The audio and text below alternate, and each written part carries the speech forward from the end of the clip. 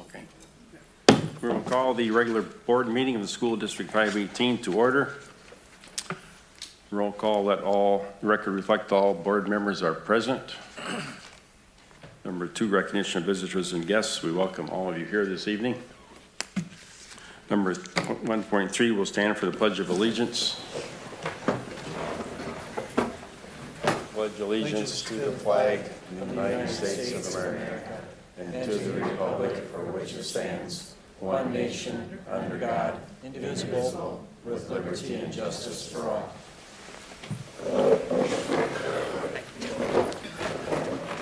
1.4, correspondence recognition. I've received no requests for participation this evening. Recognition of students and staff and community.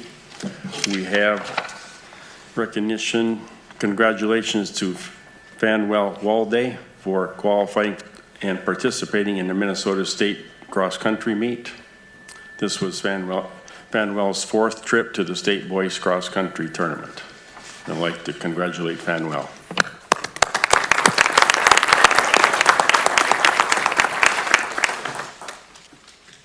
One 0.43 is presentation of the 23-24 audit by Alan Hofker. Hi there. I think you all have the audit presentation in front of you, and I'd like to start by thanking the administration and staff for their assistance and cooperation in preparing this, and the board for allowing our firm to do this again. Overall, the district continues to maintain a solid and stable position, and we'll look at those numbers as we go. On page 5, actually not page 5, the 5th piece of paper in is going to be the independent auditor's report. I'm not going to read the entire opinion, but on page 5, the top paragraph titled Opinion, we have issued an unmodified clean audit report. There were no exceptions or modifications that were discovered during the audit requiring any modified reporting. Also, any school that spends over $750,000 in federal source grants is subject to the higher scrutiny of a single audit. And so our opinion language does cover those requirements as well. The front part of the report is the management discussion and analysis, a full accrual presentation. And we're not going to spend time reviewing that, and we're not going to look at the very back, which is all of the very detailed information. So we're actually going to turn to page 26 and look at the numbers more in summary, starting on, again, page 26. That's the statements of revenues, expenditures, and changes in fund balance for the governmental funds. And again, it summarizes that there's a strong and solid position for the district. The first column is the general fund, and the revenues were just over $65,858,000. That's a 3.3% overage from the budget. And expenses were just over $58,782,000. That was 3.9% under budget. The district had budgeted for an increase to the fund balance of $2,753,000. The fund balance actually increased $7,338,000. Increases to the revenue came from 3 main areas. 1, interest income. The rates were higher than what had been expected and budgeted. 2, the VIBE program started up again. And 3, there were ESSER funds that were received for items that weren't completed in previous years. And the increase in budgeted expenses were mainly due to staffing changes, including the new school preschool programming, increased rates of pay, and an increase in expense needed for cybersecurity. Decreases to the budgeted expenses came due to fewer projects being done this last year. Between the overall increase from projected revenue and a decrease to projected expense, the fund balance increased that $7 million, as we mentioned. The second column is the food service column. Revenues were just over $3,389,000, and expenses were just over $3,298,000. bringing the fund balance slightly up by 90,000 for the year to just over 1,155,000. There was a budgeted decrease for the fund of 174,000, but the main change to revenue was with the state funding of the free and reduced program for your revenues and expenditures. Food costs were up, as we've all seen, but while food costs were up, they were actually within what you had budgeted for that fund. So again, about a 90,000 increase to food service. Then in the third column, titled Community Service, revenues were just over 2 million and expenses were just over 2,143,000. That decreased the fund balance, as you'll see there, about $133,000. The main change there from budgeted to expected amounts were an increase in revenues from both early childhood family education and the adult education programs. The capital projects building construction is the next fund we'll discuss. Revenues were just under 9,000 and there were no expenses for the year. This increased the fund balance to 192,000. And the retainage for that is actually still hanging on from the Learning Center. The debt service fund is in the fifth column. Revenues were just over 4,793,000 and expenses were just over 4,761,000. That increase, again, is because of higher interest rates that increased your income beyond what you had budgeted.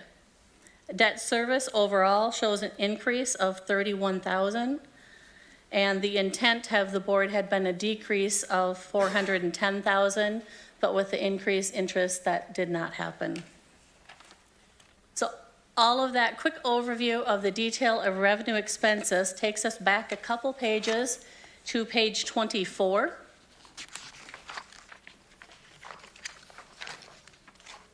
On page 24, that shows your fund balances by the same funds listed there. The fund balances at the end of the year for the overall government fund increased just over 7,335,000, and that's primarily driven by the general fund with an increase of 7,338,000. The general fund, again, is the first column. The total is going to be the far column on the right. So your total governmental fund balance at the end of the year, the far right column there, 52,941,000. That's your total fund balance though. So again, if you look back to the left, you'll see there's numerous restrictions, commitments, and other assignments for those fund balances. So again, if you look in the general column, the third number from the bottom in the first column, your unassigned fund balance is 13,515,000. Last year was unassigned just over 12 million. In closing, in the general fund balances, they do still remain very strong with the increases. There are just under 35 weeks of operation expenses that would be covered. Last year that was 29 weeks. And in just the general fund balance, including all the restricted, committed, and assigned balances, we'll remove those and we'll look at just the unassigned balance, and that to your expenditures is just over 11 weeks, and the prior year that was just over 10 weeks.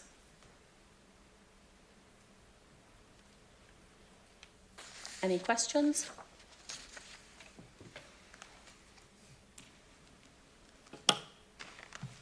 Any questions for Ellen? Mr. Chairman, one question, and you might have said it, I didn't write it down. On the recommended weeks, you said, is there a recommendation for? There really isn't a recommendation for that. It all depends on what you as a board have for plans going forward, and what you see for opportunities for revenues coming in. Do we have a trend of where we have been historically through the 10, 11 weeks now? I can look that information up. I only brought with me the prior year, but I can look that information up and get that to you. Do you want the last 5, 10? Yeah, 5 would be good. Okay. Thank you. Any further questions for Ellen? Hearing none, thank you for the report. Thank you. 1.44, presentation of the world's best workforce. Annual report by Sarah Schuman, curriculum coordinator.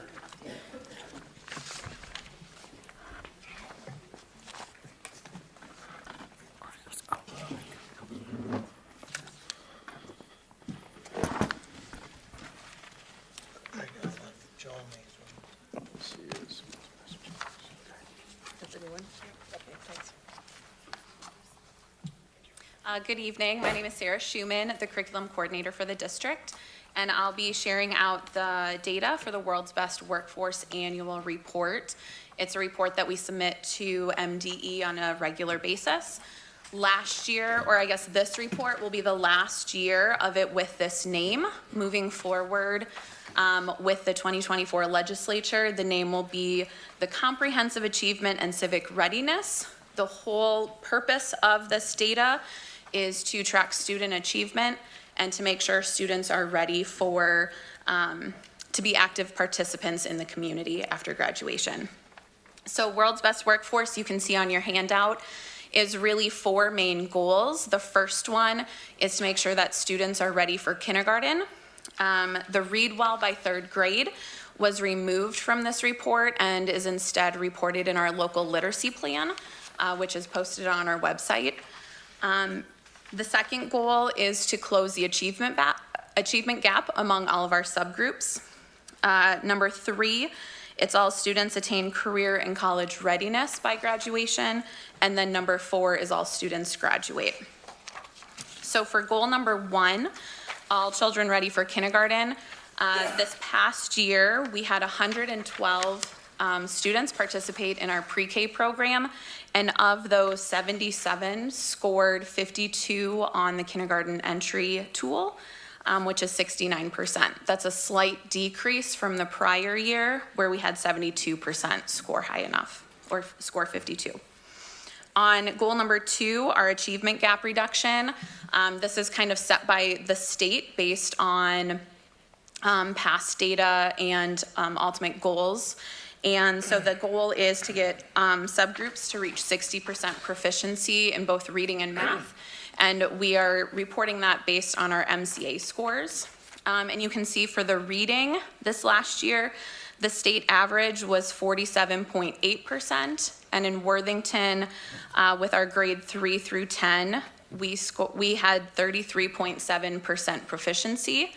I did note that the light green shows a slight increase. So all subgroups increased over last year except for our special education population. In math, the state average is 42.8%, and in Worthington, with our grade 3 through 11 students, our average is 24.1% of students reaching proficiency. And again, you can see that the slight green in our subgroups show which subgroups increased over previous years. When we look at goal number 4, college and career readiness, we have chosen to use attendance data to report to the state. And you can see there's a lag in the data. So this is from 22 and 23 school year. But at the high school, 90% of students attended 90% of the time or more. And at the Learning Center, that was 22.7% of students who attended 90% or more of the time. And then 100% of our students do the career goals and career assessment within their careers class or their Connect period at the Learning Center.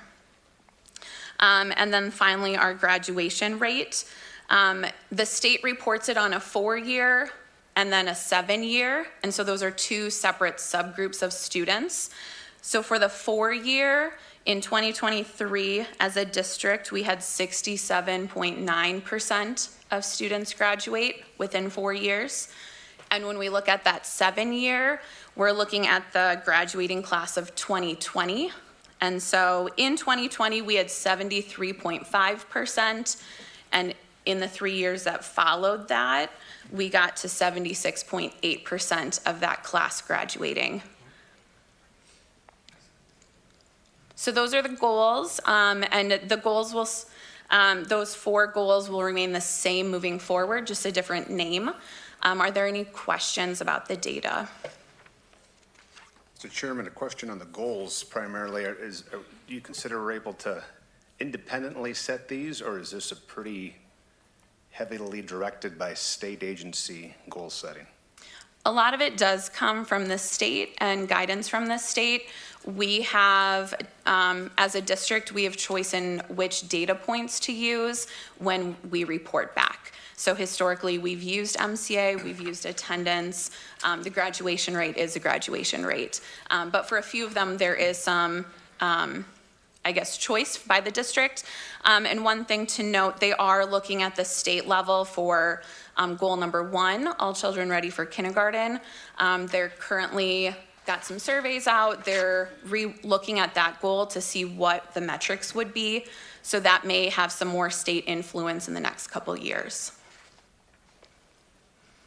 Mr. Chairman, our graduation rate, Sarah, so in '24, we're gonna go to 85%. How are we knowing that that's going to happen? So we're looking at the 7-year rate. So for that would essentially be the class of 2021, and we'll look at their 7-year rate to see if we've kind of pushed past that 80%. That one is pretty much set by the state in terms of here's the historical data and here's where we want you to be. As a state, they want everyone to be 85 or 90%. That's kind of the state goal for all districts to reach. The question I have is, we changed our credits last year to allow kids to walk across the stage. We increased that. How many of those kids that got that benefit actually did graduate in the end that had to take summer school? I would have to look specifically at last year's class to get you that data, and I can do that. I know that the high school is currently working with the Regional Center of Excellence out of the co-op in Marshall to work on access to core instructional practices and then early warning intervention systems. And so that is all in an aim to increase graduation rates. Aaron? In relation to goal number 1, can you just tell us a little bit more about the kindergarten entry profile tool? Like, what Yeah. is it? What does it measure? And how do you get the 112 students to participate? Yeah, so we're looking at enrollment in our pre-K program for the 112. And the kindergarten tool really measures readiness for kindergarten in terms of social kind of actions. A lot of, I believe there's some questions on literacy. Do they know their letters? How are they with spatial things and math? So it really looks at some of those key pieces to see if students will kind of have background knowledge going into kindergarten. It isn't a tool that we use to hold students back. No matter what they score on that, they are going into kindergarten. Based on some of our historical data, we have started testing students in pre-K for EL services. Last year, the pre-K teachers all took early learning or letters for early educators. And then we also purchased a new phonemic awareness program to really help students be more prepared, especially having those foundational skills in reading. So these numbers reflect last year's pre-K program, which Yes. was the first cohort of pre-K students. I think is that the first one out of the community ed? The all-day program. Yes. Okay, so So it it's the was first day, or first cohort all day, every day. So the 99 students tested the year before were from the half day. Half day. Okay, thank you.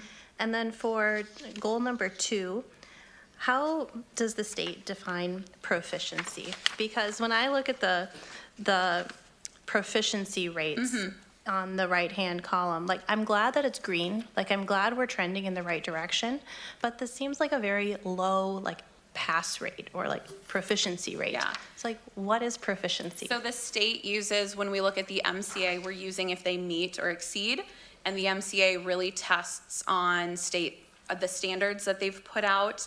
I know because of the state averages, I think that's where the READ Act came from and a lot of initiative on early foundational skills. That's where a lot of our mandates for professional development and really science of reading aligned curriculum came from because of the low average among the state. And then again, in terms of, we have a downward slide since COVID, and really going back and filling in some of those gaps with foundational skills, making sure the students have those reading foundations, and just can do the letter sound correspondence.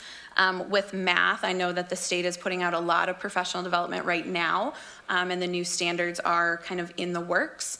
Here at Worthington, we'll be looking at curriculums and adopting something new summer of '26.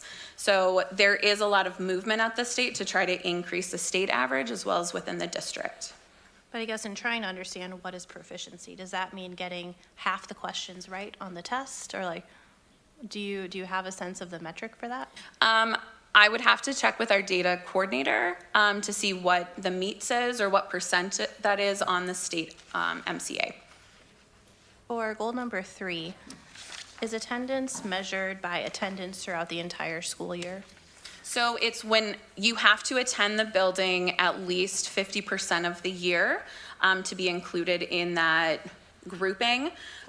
So you have to be in the building 50% of the year, and then it's whatever percent you attended while you were there.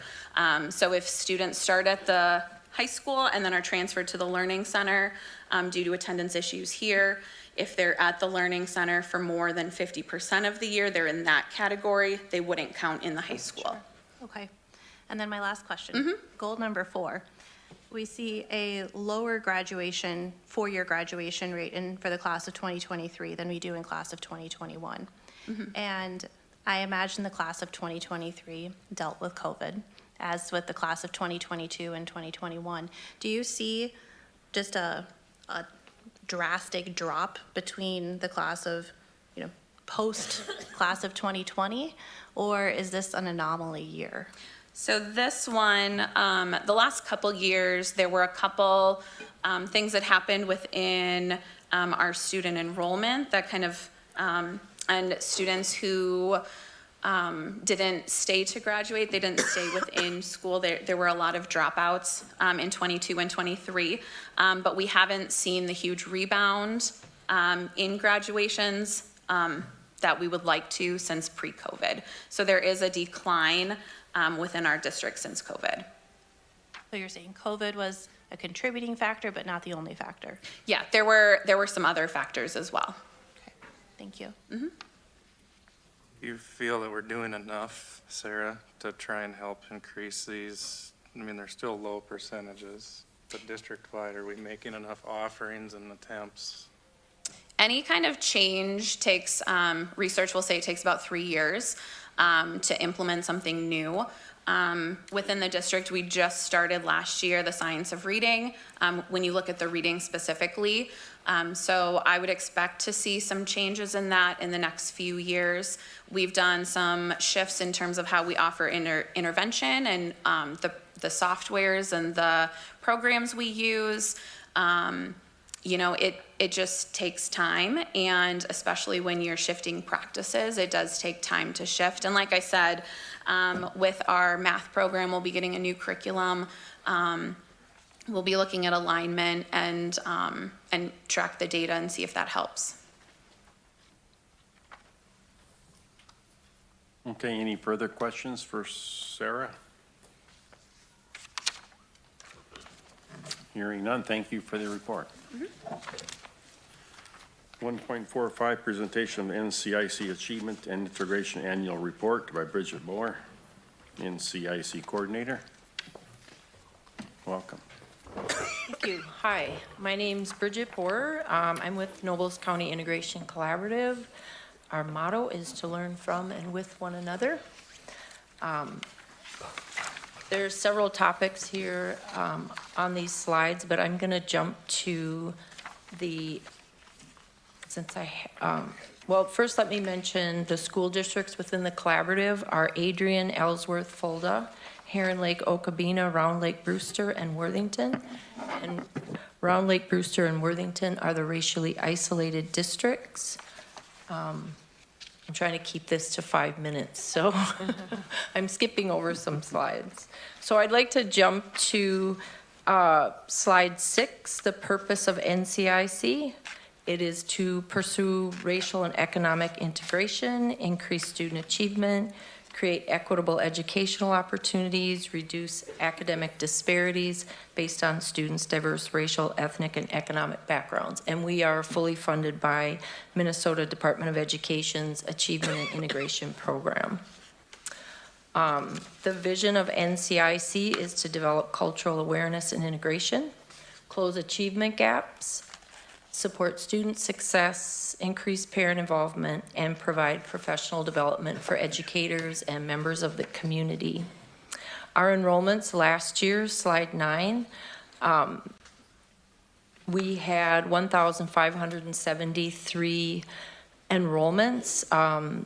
That's not 1,573 separate people because there's overlap. Students sometimes participate in different programs and events, but that's the number of people that enrolled in our programs.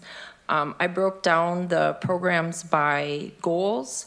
The highest number of enrollments was with the cultural awareness and integration programs, and then the closing the achievement gap programs. You can see on slide 10 the different types of programs that we had and events. A lot of our programs are ongoing, so they're throughout the school year, once a week, and then there's shorter programs during the summer, and then there's one-time events that we also coordinate.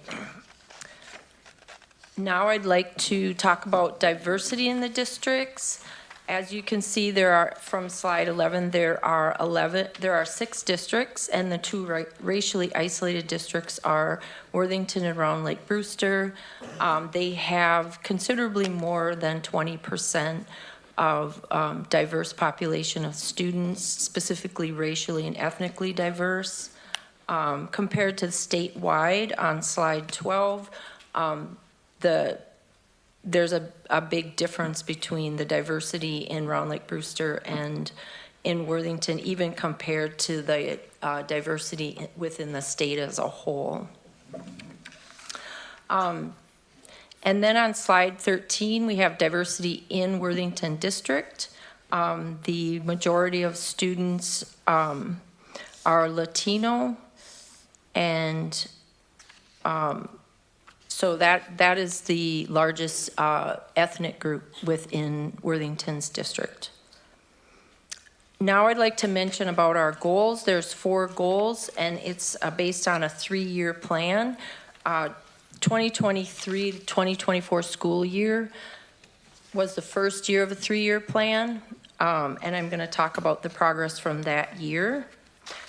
So the first goal for Worthington, and I should mention that the goals are individualized for each district. So Worthington's goals are not exactly the same as Round Lake Brewster's or Adrian's, etc. The first goal for Worthington is using the spring FastBridge A reading assessment. The gap between 2nd grade Hispanic and white student proficiency will be reduced by a total of 6% over 3 years, starting from a baseline gap of 31% in the spring of 2022. And then being reduced to a gap of 25% by 2026. So after this first year, the gap is actually 40%, so it's higher than the baseline gap.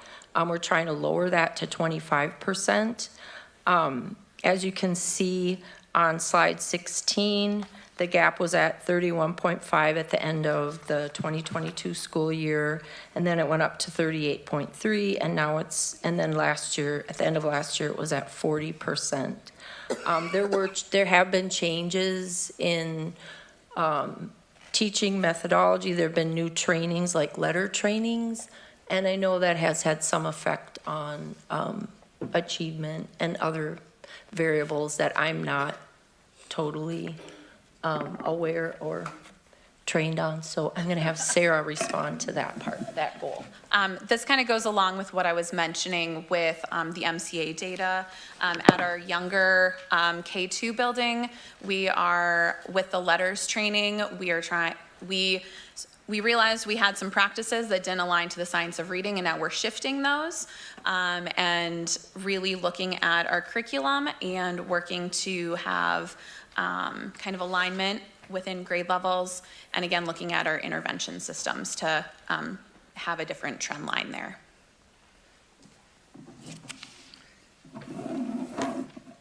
Any questions, or I can move on to goal 2?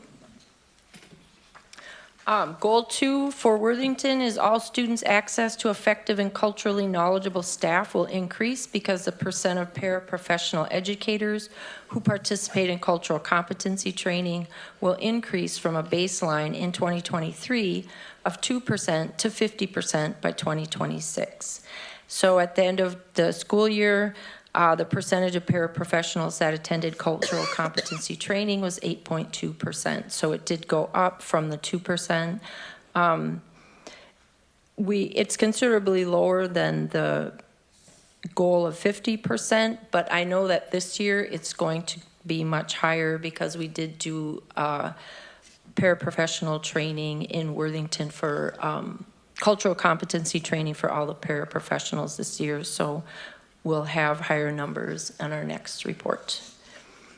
Goal number 3, slide 18, reads, out-of-school time participants will self-report an increase in their level of comfort with initiating and maintaining positive relationships with students different from themselves, meaning racially, ethnically, or socioeconomically. And it will go from an average comfort level of 2 out of 5, which was in 2023, to an average comfort level of 4 out of 5 on a 5-point Likert scale. And this should be by the end of 2026 school year. This turned out to be very good scoring. The average participant score on survey questions from this last year regarding their comfort level interacting or communicating with students different from themselves was a 4.54 out of 5. And 5 is strongly agree that I feel comfortable interacting, communicating, initiating, and maintaining positive relationships with people other than different from myself. So that's goal 3. And then goal 4, the last goal, reads, students' access to effective and diverse educators will increase because the school district will hire more staff of color from a baseline of 21% in 2023 to 24% in 2026. And at the end of the school year, the percentage of diverse educators was 22.7%. And that means 130 admins, teachers, and paras out of 572 racially diverse educators. There's a second part to goal 4, and that was NCIC will offer teacher pathway scholarships, and this is to help increase the number of educators from racially and ethnically diverse groups. And the goal or the result there was that the number of scholarship awards was 56 last year, and there were 26 recipients of those awards over the course of 3 semesters, meaning fall, spring, and summer. And then the total amount dispersed was $38,325. And that was our Teacher Pathway Scholarship Program. Do you have any questions? Any questions for Bridget?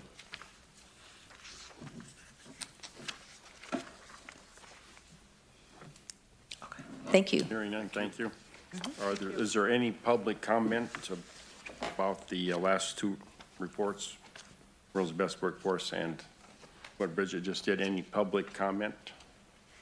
It's not really a comment, it's a question. It seems to me that proficiency rates are much smaller than the graduation rates. Does that mean the non-proficient are graduating?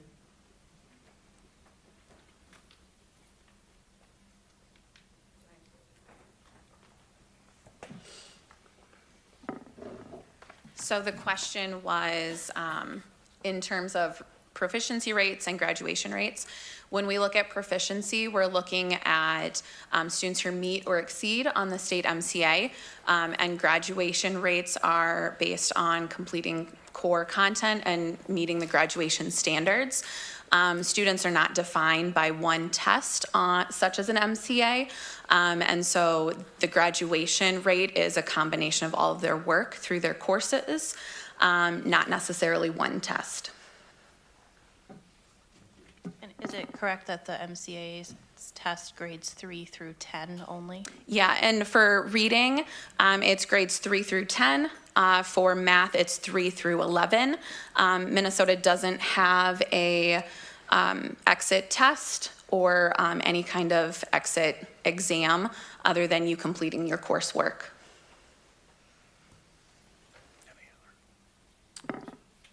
So those tests don't have any ramification or consequence for the student when they take it, correct? Correct. So if a student just clicks through, they would be marked as not proficient. And so, again, not all students take the test seriously, and that's why one test doesn't define an individual. And we really do make instructional decisions based on numerous metrics and teacher observations. Okay, any further comments or questions from the public also? Okay, hearing none. Thank you for the reports. We'll move on to the approval of agendas 2.1 and 2.2.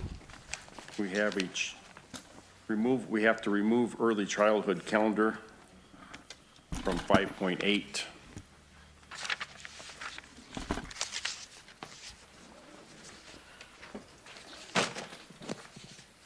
Move to approve with changes. Second. Motion by Matt, second by Lori to approve the consent agenda and main agenda with the removal of early childhood calendar from 5.8. Any discussion? All those in favor signify by saying aye. Aye. Those opposed, same sign. Motion carries. 3.0, approval of minutes. I move approval of minutes as stated in 3.1 and 3.2. Motion by Adam, second by Tom. Approval of minutes. Any discussion? All those in favor signify by saying aye. Aye. All those opposed, same sign. Motion carries. 4.0, items on the consent agenda. I move approval for the items on the consent agenda. I'll second. Motion by Steve, second by Lori. Approve the items on consent agenda. Any discussion? All those in favor signify by saying aye. Aye. All those opposed, same sign. Motion carries. 5.0, main agenda. 5.1, monthly financial overview. So the monthly financial overview, Mr. Skog's not here, so we'll run through that. So on the revenue side, you'll see that we're at 30.77%. Last year, we were at 28.5 roughly. So you're seeing slight increase in the revenue. When it comes to expenditures, you will see we're at 25.01, and last year was 25.99. You will see we're slightly below on the expenditures, and that typically will even out and bounce back and forth throughout the year. There's really no unusual expenditures or revenue at this point. And again, we're through October, so things are tracking the way they're supposed to. Any questions for John? Hearing none, we'll move on to 5.2, approve a tax abatement resolution. I move approval of the tax abatement. Second. Motion by Steve, second by Adam to approve the resolutions. Any discussion? This is a roll call vote. Ms. Dudley. Aye. Mr. Lorenz. Aye. Ms. Shute. Aye. Mr. Prinz. Aye. Mr. Bloom. Aye. Mr. Schneider. Aye. Mr. Whitboom. Aye. Resolution passes. 5.3, approve the 23-24 audit report. So moved. Second? Second, motion by Lori, second by Matt to approve the 23-24 audit report as presented. Any discussion? All those in favor signify by saying aye. Aye. All those opposed, same sign. Motion carries. 5.4, approve World's Best Workforce Achievement Report and NCIC Integration Annual Report. So moved, Steve. Motion by Steve, Second. second by Aaron. Any discussion? All those in favor signify by saying aye. Aye. All those opposed, same sign. Motion carries. 5.5, discussion on superintendent search national advertising final timeline review.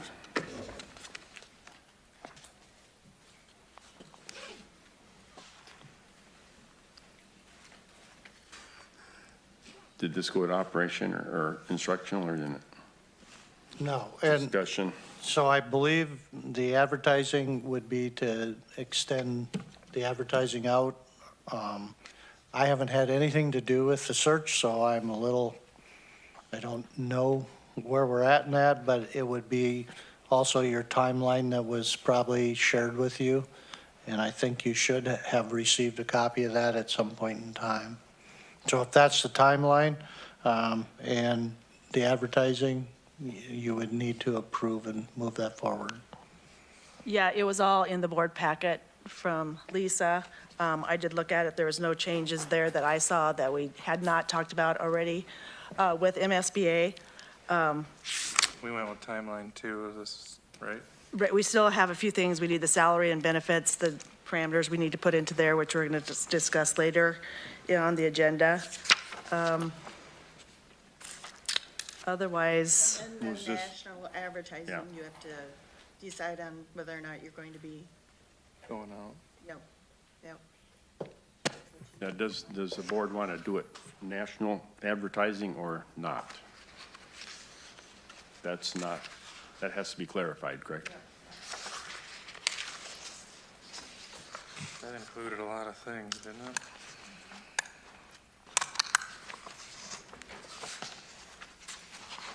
So in Was- that, Go ahead. go ahead, sorry. Well, I was just going to ask, was there additional fee for the national advertising? There was. Yeah, there was. Yeah. So, the final page of that attachment, called Final Timeline, there are national advertising sites listed. And it seems like each of the sites targets a different demographic of superintendents. One is the American Association of School Administrators, which I think is very broad. There's also the Association of Latino Administrators and Superintendents. They vary based on cost.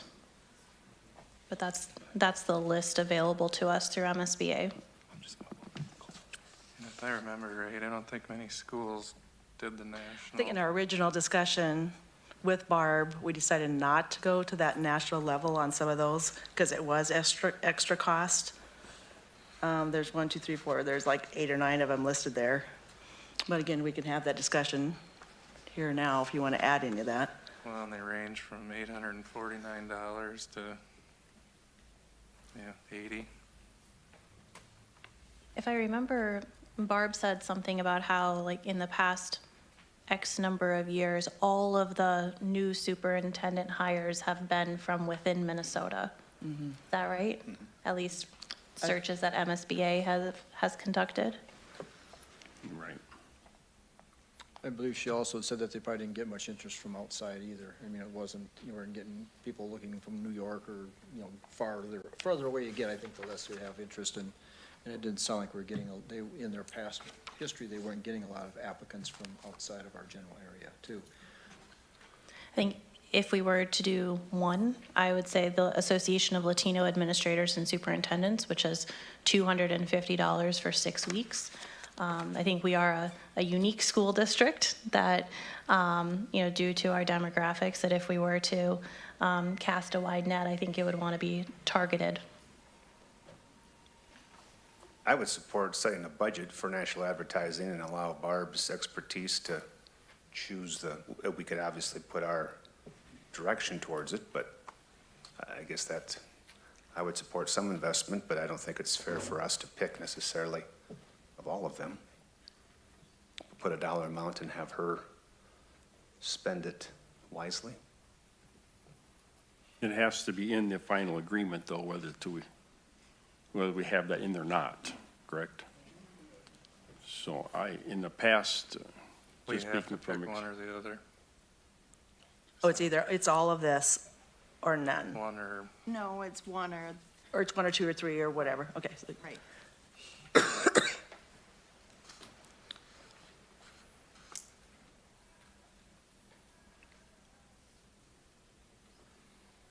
so do you want the national part in it, or don't you? I personally do not, but I've had some past experience with that many years ago, and didn't see many results from it, and I think we're better, we don't need to do it, it's my opinion.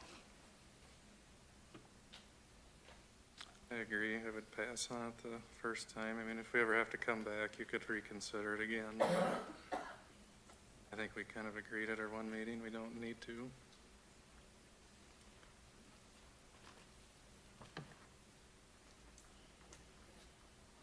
The brochure, is that acceptable to you?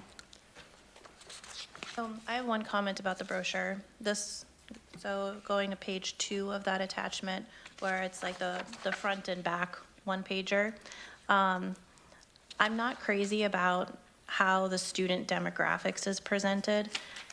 Those percentages don't add up to 100%, and it's just kind of confusing. I do really like how this diversity in ISD 518 is presented in the NCIC report. I think having a bar graph like this would look pretty, would serve the point, and so I would recommend using the data and presentation from here and modeling it similarly on this one-pager.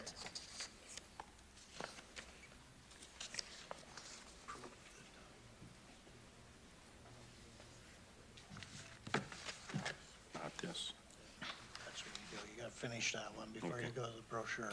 Okay, we have to finish the timeline first. There's a separate motion. The timeline is listed, is it? It's in, We don't need a Yeah. motion for that. You We don't just need a to motion for it. decide. We don't. And that was all the meeting dates that we had set prior, right, Lisa? What was that?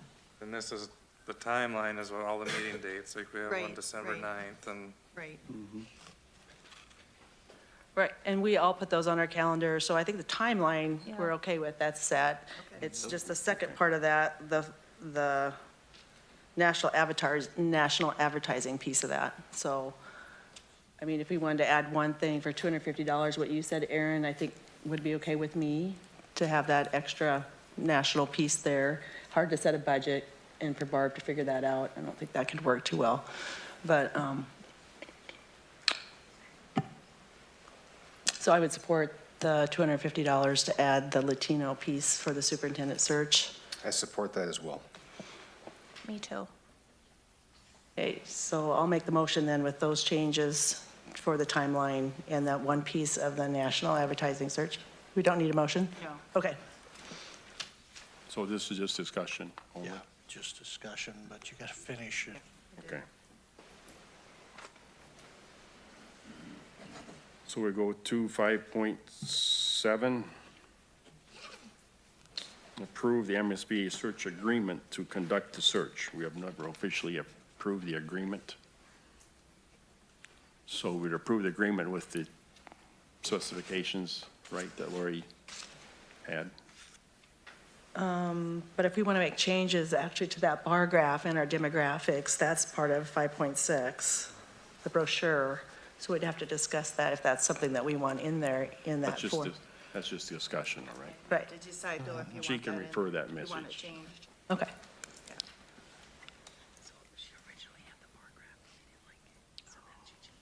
So we need to approve the superintendent search agreement. with them. Can I just comment? So originally, when Barb presented, she had the report card bar, like, she had that data from the bar, like the bar graph that Bridget used, because I asked Bridget, and she got that off of the MD report card. That was the original information that she shared with you guys, and you guys didn't like that, so she tried to redo it. So I think we just got to be clear, if you want the report card, so let's go back to that, because that's what she originally had. But if you want it in a bar graph, we can do that too. But the data that she had, like how she had that broke down in the original one, was from the report card. And that is what Bridget has in there. You just want you want it to be in a bar graph form, is that what you're asking? Well, I don't think that the statistics included in the current version is accurate. Okay. And I mean, no matter how the data is presented, the data is different on this superintendent document than it is in here. I think that the NCIC data is correct. Yep, because I believe that came from the report card. This data that's in here now came from Sue Hagan, based on probably our Mars data. Do you know? Yeah, most likely the one you're seeing where it's not the bar graph is probably pulled directly from campus. And the report card data would be right from MDE site where it's our Mars data. So you're gonna see some slight adjustments in the numbers. I think the biggest thing too is just like visually, if the bar graph makes more sense, we can make sure that the data is the most up-to-date data. But I think the question is, do you want it listed out in percentages or do you want a bar graph? And then we'll make sure that it's the most up-to-date and accurate.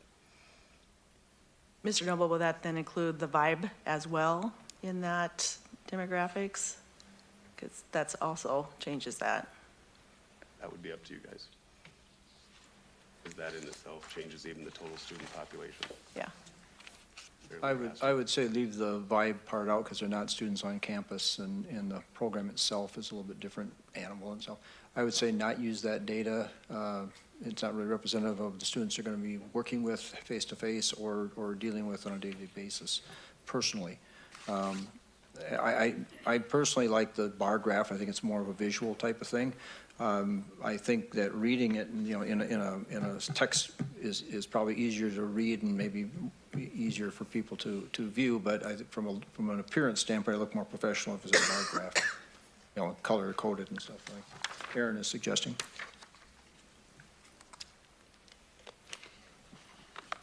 I would say a bar graph using MDE data would be the easiest, simplest way to go. And then, just so you know that too, that it's not gonna be like current, so it's not like this, because I believe it's 2 years out, or yeah. So like MDE's data isn't like our current data, it's, I believe the MDE report card is 22, 23, possibly. It's a year out. A year out, Yep. It's updated as of, like, our last report, yeah, so it'd be like, so last year. But here again, the data itself isn't Right. changing real dramatically and stuff. You might be looking at a few percentage points, but it gives the broader picture of what our largest demographics are and the breadth of how many different demographics we're tracking. So I think that's what's probably important for the person making the application. So we'll get the data correct and then use a bar graph, gotcha. Mr. Chairman, I move to approve the MSBA Superintendent Search Agreement to conduct the search. Second. Motion by Matt, second by Adam, to approve the MSB Superintendent Search Agreement with those changes. Any discussion? All those in favor, signify by saying aye. Aye. All those opposed, same sign. Motion carries. 5.8, approve the 2025-26 school calendar with Vibe. the 25-26 school calendar and the Vibe calendar. So you did get a copy of the new calendar on there, and the last change, different from what was presented to the instruction committee, was the comp day for parent-teacher conferences. Originally, the one you saw had June 2nd, and that now would be April 6th, which is the Monday after Easter. So that's a change from what the instructional committee saw. Basically, the Vibe calendar pretty much follows the exact same thing. And so, based on that, the recommendation was for approval. If you, I should point out, the biggest difference in the Vibe calendar is the number of workdays by Vibe teachers in the month of August, which is all conference time and workshop time. Okay, any further discussion? Do we have a motion? Do not. Mr. Chairman, a couple of questions, and primarily coming from discussions with teachers and from our instructional committee.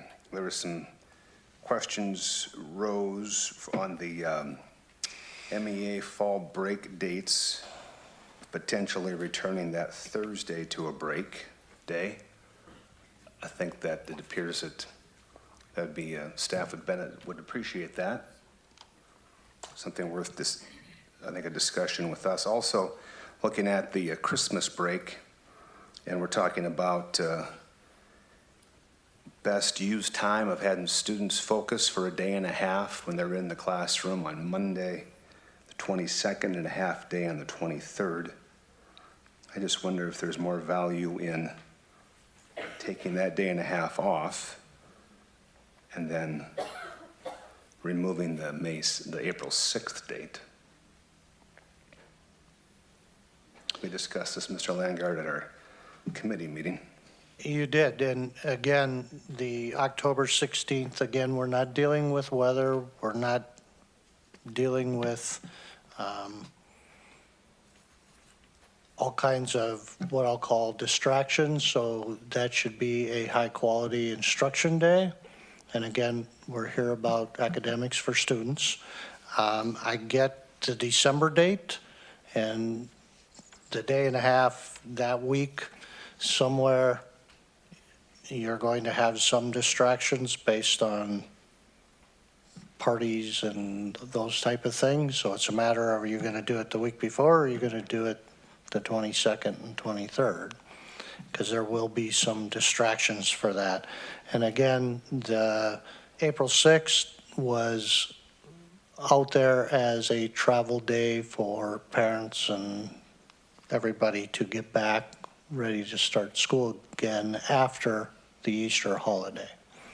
So we can do that, we can make changes, but every change constitutes trying to adjust the entire calendar, which if you want those changes as a board, then I would say I have to go back and redo it based on those changes, and you can't approve it this evening.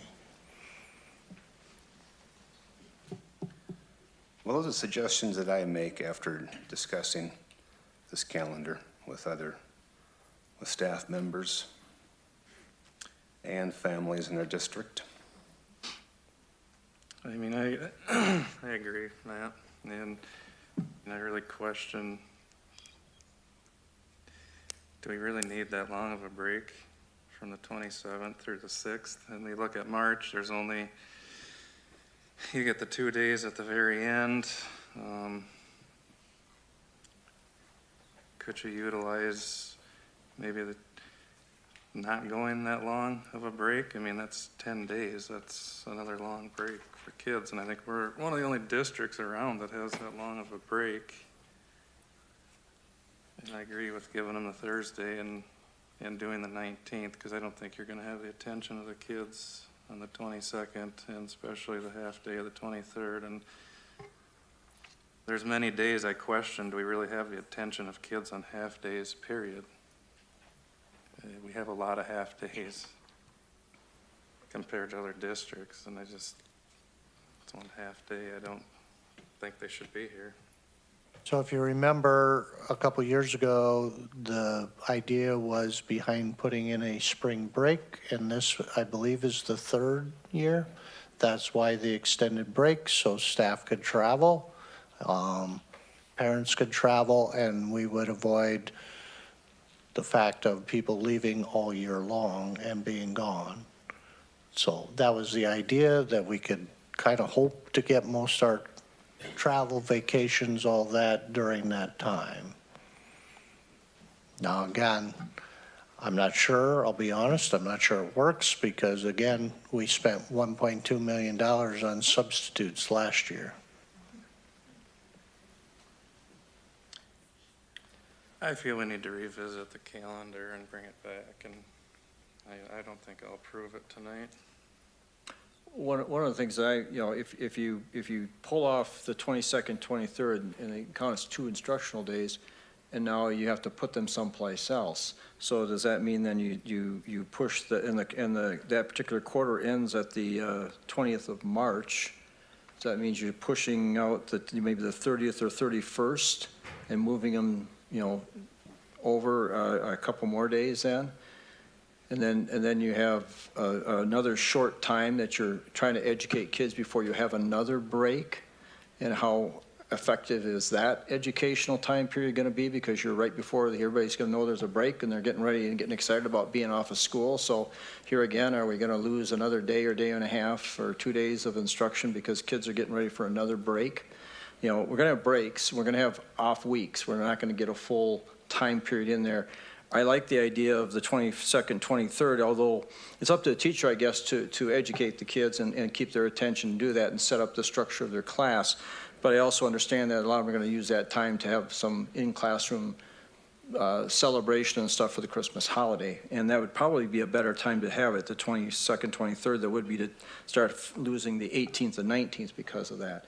And if you move those days over and extend the quarter, then you're going near that spring break, and now you've got another day or 2 days that you're going to be having to get kids there before they're taking another break, and how much is their attention going to be at that time period? So you're going to have the same argument again of well, how do we do that now? What are we going to do with that?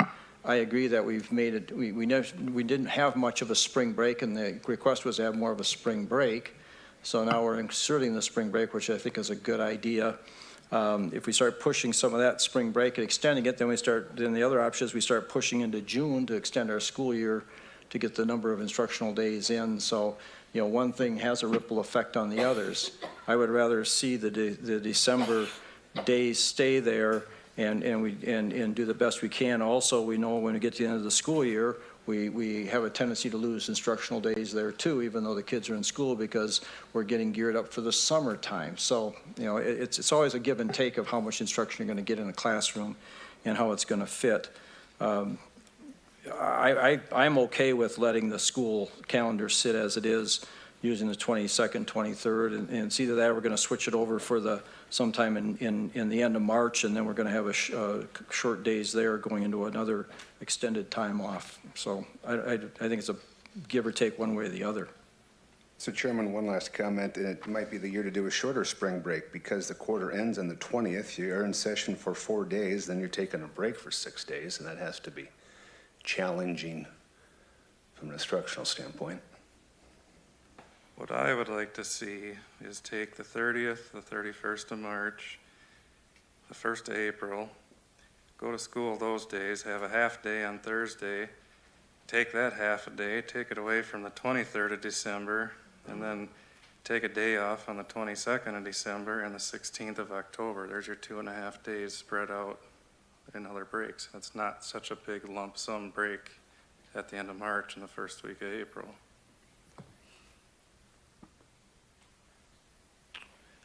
To me, it's a give and a take. So you have to have 176 days of instruction. So if you take another day at what we used to call MEA, that 16th, 17th, you take that day, or take the 2 days at December, you gotta then add back in days over the Easter holiday or true spring break. It's kind of what staff wants. But I remember there's just a few years ago that a true spring break, we need a whole week for spring break. And that drove kind of the schedule for the last couple of years. And I think staff really liked that, but I don't know until you survey the entire staff. Most people really want to get out at the end of May and not go into June because we also want to start summer school. So it's condensed and every year the schedule's a little different. So, I mean, we can tweak it. And I'm open to more what the staff is thinking.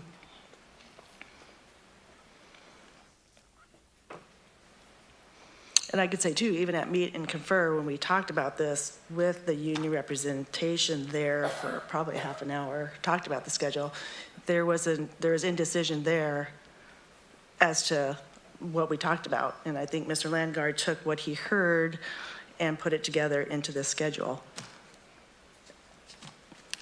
And I'm going to tell you, there's going to be differences of opinions based on this and whatever.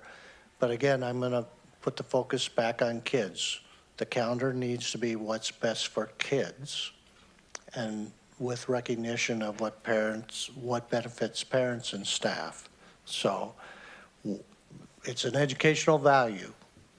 Where's the best educational days? And then at that point, yes, you know, we heard about a spring break from staff and parents.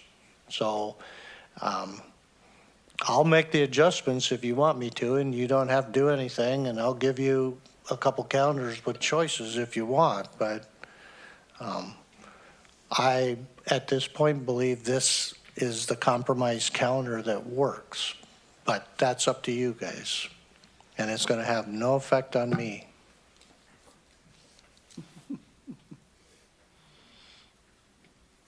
One of the things I kind of did here is that they went over this on Wednesday, I believe, at the instructional committee, and then it was asked for comments from the teachers and staff and stuff to get back.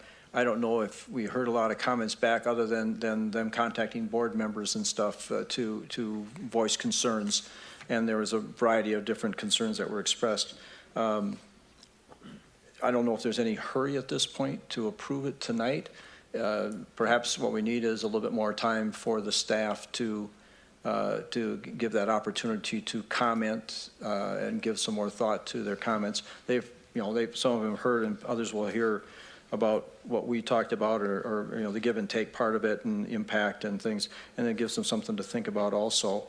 So at this point, I think it may be a good thing just to table this until the next meeting and give everybody a chance to think of it a little bit more, and they have some suggestions. Staff and administrators can come up with ideas of what impact they think it may have on the educational part of it, because you're going to end up with short instructional days on some weeks, and the balance of when a quarter ends. And if you're in elementary school, the quarter ending probably doesn't have as much effect as it would be in the middle school, as an example, or the high school. Intermediate probably doesn't have as much effect either.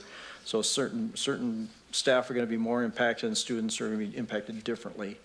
Like I say, it's just a matter of balancing all that and trying to set an end date and trying to set a beginning date and trying to fit some holidays and breaks in between for the staff to get a break from what they're doing. And doesn't, if we're really looking at working around Christmas, and we're looking at working around that spring break, and doesn't give us a lot of room to move and give in that area one way or the other.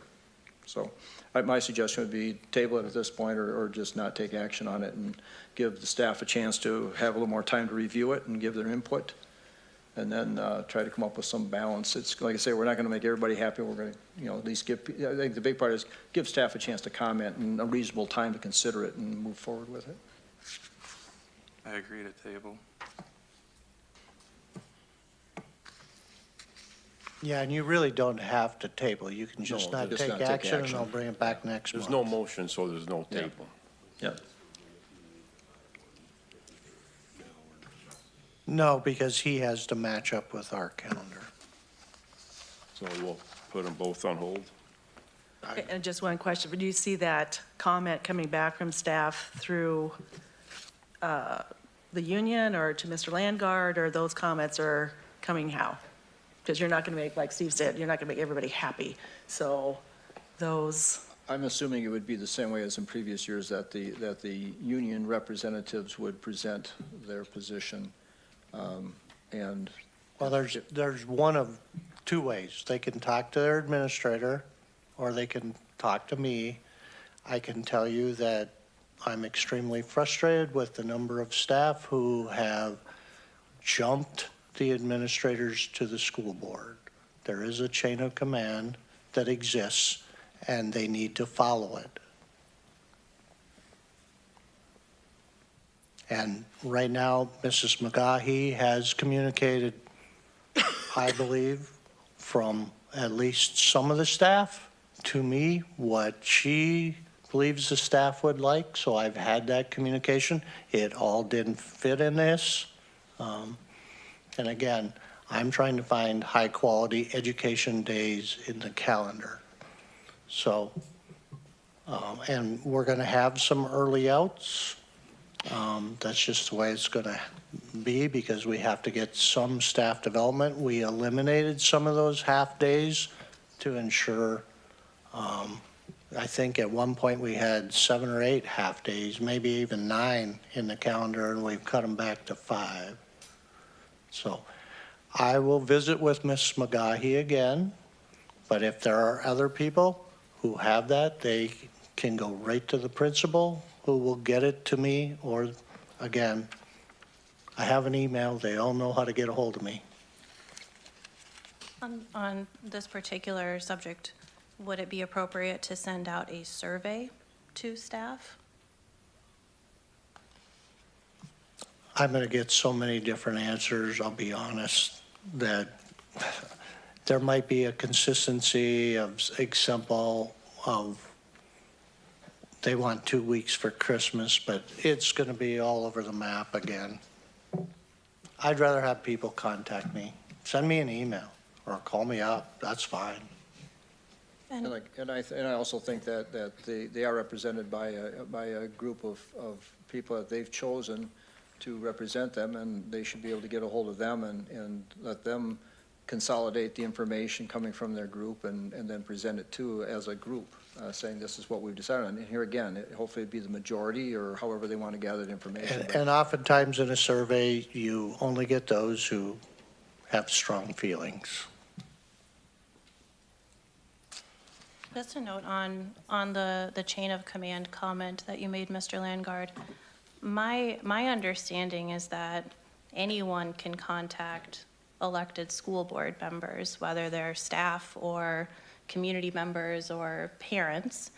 I understand that there are, that it might be wise to also speak to building administrators, but I don't see why staff shouldn't feel allowed to contact school board members and express their thoughts. The reality of it is, though, Aaron, I will be honest, I know you've gotten a ton of emails and communications, and I can tell you at this point, the administrators have not gotten anything. So they're bypassing us because they believe you will make the decision. Which we will, right? You will make the decision, but in reality, they're trying to go right around all administrators. Well, I think oftentimes the reality is that we make the final approval, but we depend on the administrators and the superintendent and those people who manage the district, and we give them guidance. And our guidance is to prepare a calendar. So it's their job to prepare it, and it's hard for them to do that if they're not getting the input from the people who have concerns. And as a school board member, I'm not the one preparing the calendar necessarily. I'm depending on the people we hired to do their job. That's not my job. It's not the rest of our job. So they should be going through them with those issues so that they're aware of it, so they can do their job, and then they can present it to us. I haven't got any problem with people telling me their concerns, so I'm aware of what's going on. But they also need to keep the administrators abreast of what their concerns are so they can do their job to prepare those calendars for us. Because I'm not sitting down and trying to lay out all the concerns, and I'm not going to know all the things that have to fit into the calendar and how it all interacts with other things. So it's important for them to be able to communicate with the administrators and not necessarily expect us to be drafting a calendar. That's not our job as school board members. We approve it, but we let other people do that work to get it ready for our approval. And if there's something that's a concern, we certainly would ask questions and see, but then the response might be as well, if you do this, then this gives, and this gives, and they do all that ahead of time, and I think that's their job, and I don't want to be doing their job for them, and obviously I won't be doing it after December, but I think to keep that in mind, that's the structure that we operate under, and we do not want to be micromanaging and doing their jobs for them. We want to let them do their job, and we want to encourage staff to go through them to do that, and that's why the chain of command is important. That's a long way of getting to that point. I'll bring back another calendar in December. Okay, no action on that tonight. Wait for December action on it. 5.9, approve request for transportation bids. So this is our last year of our transportation contract, and we're requesting permission to go out for bids for a new transportation contract, which would be for 2 years with the potential to extend it 2 additional years. Approve the district to go out for transportation bids. Second. Motion by Adam, second by Tom, to approve the request to go out for transportation bids. Any discussion? Mr. Chairman, are we obligated to do this, or are we able to award the bid to the current contract holder if we're satisfied with their We're performance? obligated to do this. And then we're obligated to take the lowest bid? Not necessarily in this case. That is an option in this case.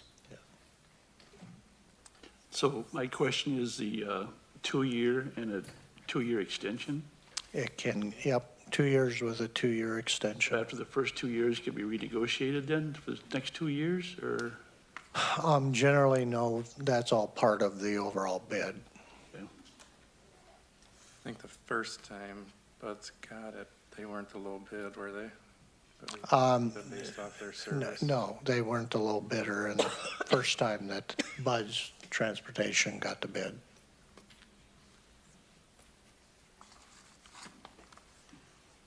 Okay, we have a motion and a second. Any further discussion? All those in favor of the motion signify by saying aye. Aye. All those opposed, same sign. Motion carries. 5.10, approve request for Prairie Elementary roof bids. So at this point, we're requesting to go out for bids for doing a portion of the Prairie Elementary roof. The building now is 25 years old, and the roof has reached its life expectancy, and of course, you've been updated on, it's a new approach for the district, and we've kind of at this point budgeted approximately $1 million for doing a portion of that roof. And has a better warranty than what has been the past practice in the district. So with that, we would need permission to go out for rough bids. Chair.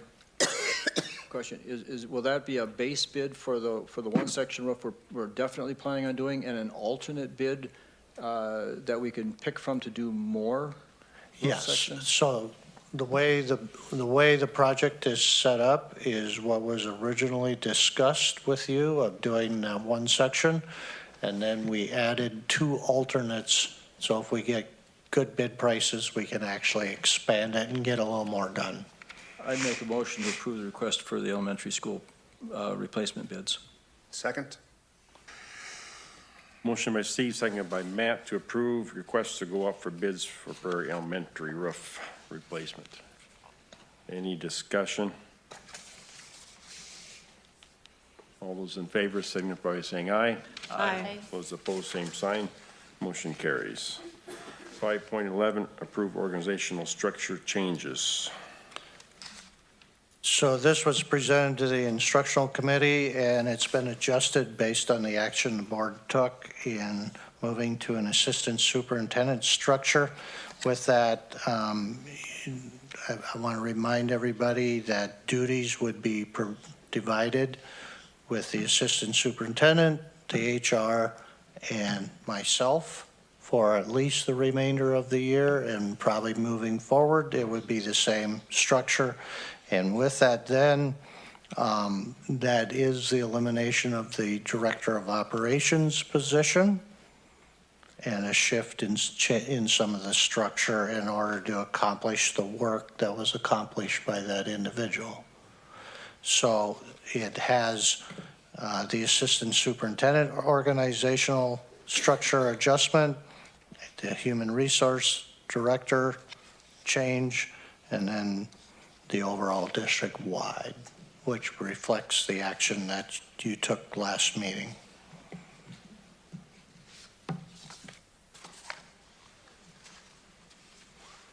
And was recommended approval by instruction. I move approval of the organizational structure. Second. Motion by Lori, second by Tom, to approve the organizational structure changes as presented. Any discussion? I have just a couple of questions about the org chart. I see that there's a box for Department of Teaching and Learning. Is there going to be discussion at some point about what position will head that department? It seems like all the other boxes, there's an actual position named. So, I think at this point in time, they would fall just directly under the assistant superintendent. We have started some conversations about some duties that may change within those. There's basically 3 people, well, 4, including the MARS coordinator. But you have the EL coordinator, the staff development coordinator, and curriculum coordinator underneath that.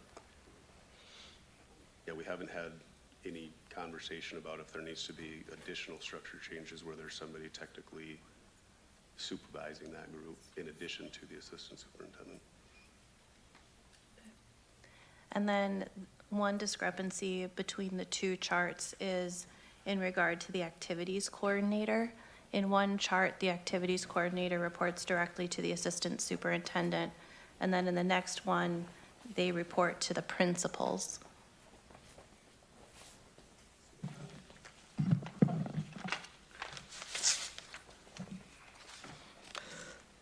Yeah, and that really should be reporting to the principal, or in this case, the activities coordinator. It should be reporting to Mr. Hastings at the high school. So that one I'll need to correct on the superintendent, assistant superintendent org chart, because that's how it's been functioning at this point. Okay. Thank you. Good catch, thank you.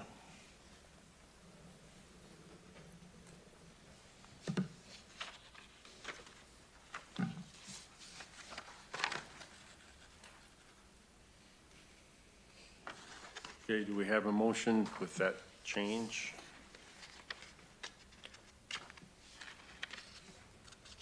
So moved. Second? Okay, motion by Aaron, second by Matt to approve the organizational structure as presented with the change that John just made. You We already had one. Lori. Motion and a second already. Oh, we did? Yeah, Lori Lori and and Tom. You're amending what? No. You have to amend the main motion. Right. I'll amend the original motion to include the change we just mentioned. Okay. Okay, we have an amendment to the motion. You should get a second. Second the amendment. Second the amendment. Motion made and seconded, amendments, motion made and seconded. Any discussion on the amendment? All those in favor signify by saying aye. Aye. Those opposed, same sign. Amendment passes. Now we'll go to the motion, amended motion. Any discussion? Hearing none, all those in favor signify by saying aye. Aye. All those opposed, same sign. Motion carries. Okay, 5.12, approve revised job point changes. So with the 2 positions in the structural change, we've approved the job point ratings previously. So for the assistant superintendent, we're recommending job point totals. This was, by the way, presented to the instructional committee. 1,500, the range is 1,475 to 1,525.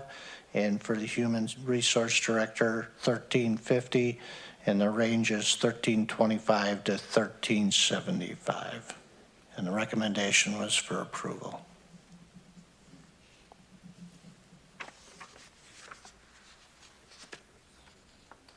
I make a motion to approve the job points changes. Second. Motion by Lori, seconded by Steve to approve the job point changes. Any discussion?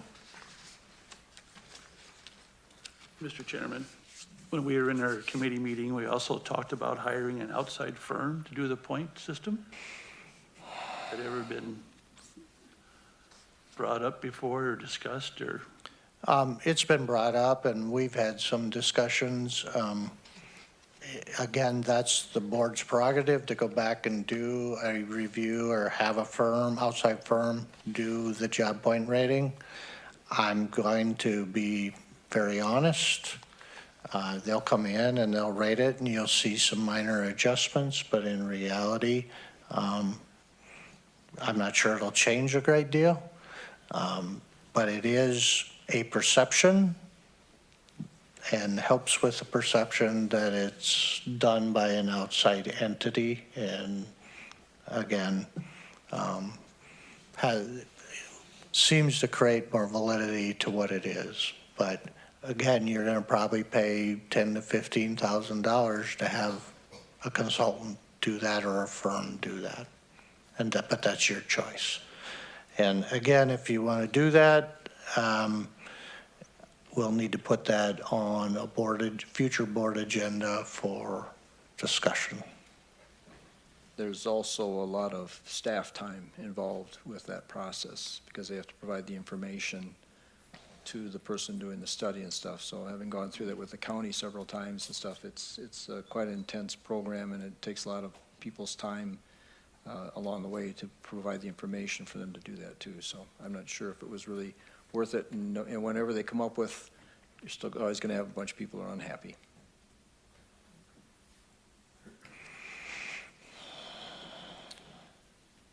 Okay, do we have a motion and a second to approve the job points changes? I mean, I would be open to putting on the agenda for a future meeting and having a more in-depth conversation about the possibility of hiring an external group to evaluate this. I don't know that it requires us not voting on the question tonight. I think we can still proceed with that vote, but I think having a discussion in the future would be prudent. Okay. That could go to the instructional committee if they want to bring it to the board, I believe, right? It would go to one of the committees. I would probably recommend the Operations Committee. So we have a motion, or we don't have a motion yet? We do. Yeah, we do have a motion and a second. And a second to approve the job point changes as presented. Any discussion? All those in favor signify by saying aye. Aye. Those opposed, same sign. Motion carries. 5.13, discuss approved request to host the youth wrestling state qualifier. So Mr. Dale sent me an email, or we had a conversation regarding the Wrestling Association considering hosting the youth state qualifier on a Sunday. And he is recommending, if you approve that, the Sunday would be March 23rd, because the following day there's no school, and the custodians could do the cleaning the following day versus on a Sunday, to limit the overtime and limit the cost for the wrestling tournament. Our standard answer pretty much out of the district office when they contact me about Sunday is no, we don't do anything on Sunday because our custodians need a day off. So we've pretty much always said no. You did allow the wrestling organization to hold a wrestling tournament. 1 year they did it on a Sunday. And again, We pay overtime to our custodians, and we do require at least one to be there, and then, of course, any additional costs. But in reality, if you want to approve it, it's your decision. My answer has always been no, and I'm kicking it to you to make the final decision. I support that we do it just for the fact that we have some athletic programs that are struggling and you have a lot of good people trying to get our youth programs up and going to help that in the future. I don't see that it's a big deal, and I guess I'd like to support the youth wrestling and any other youth is going forward as much as possible.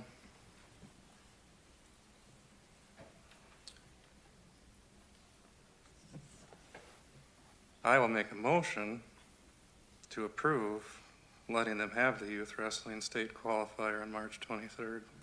Second? Okay, motion made and seconded to approve the request to host the wrestling tournament April Youth Wrestling State Qualifier for March 23rd, which is a Sunday. Any discussion? Mr. Chairman, Mr. Bloom beat me to the motion. My motion was going to include no fees for this event.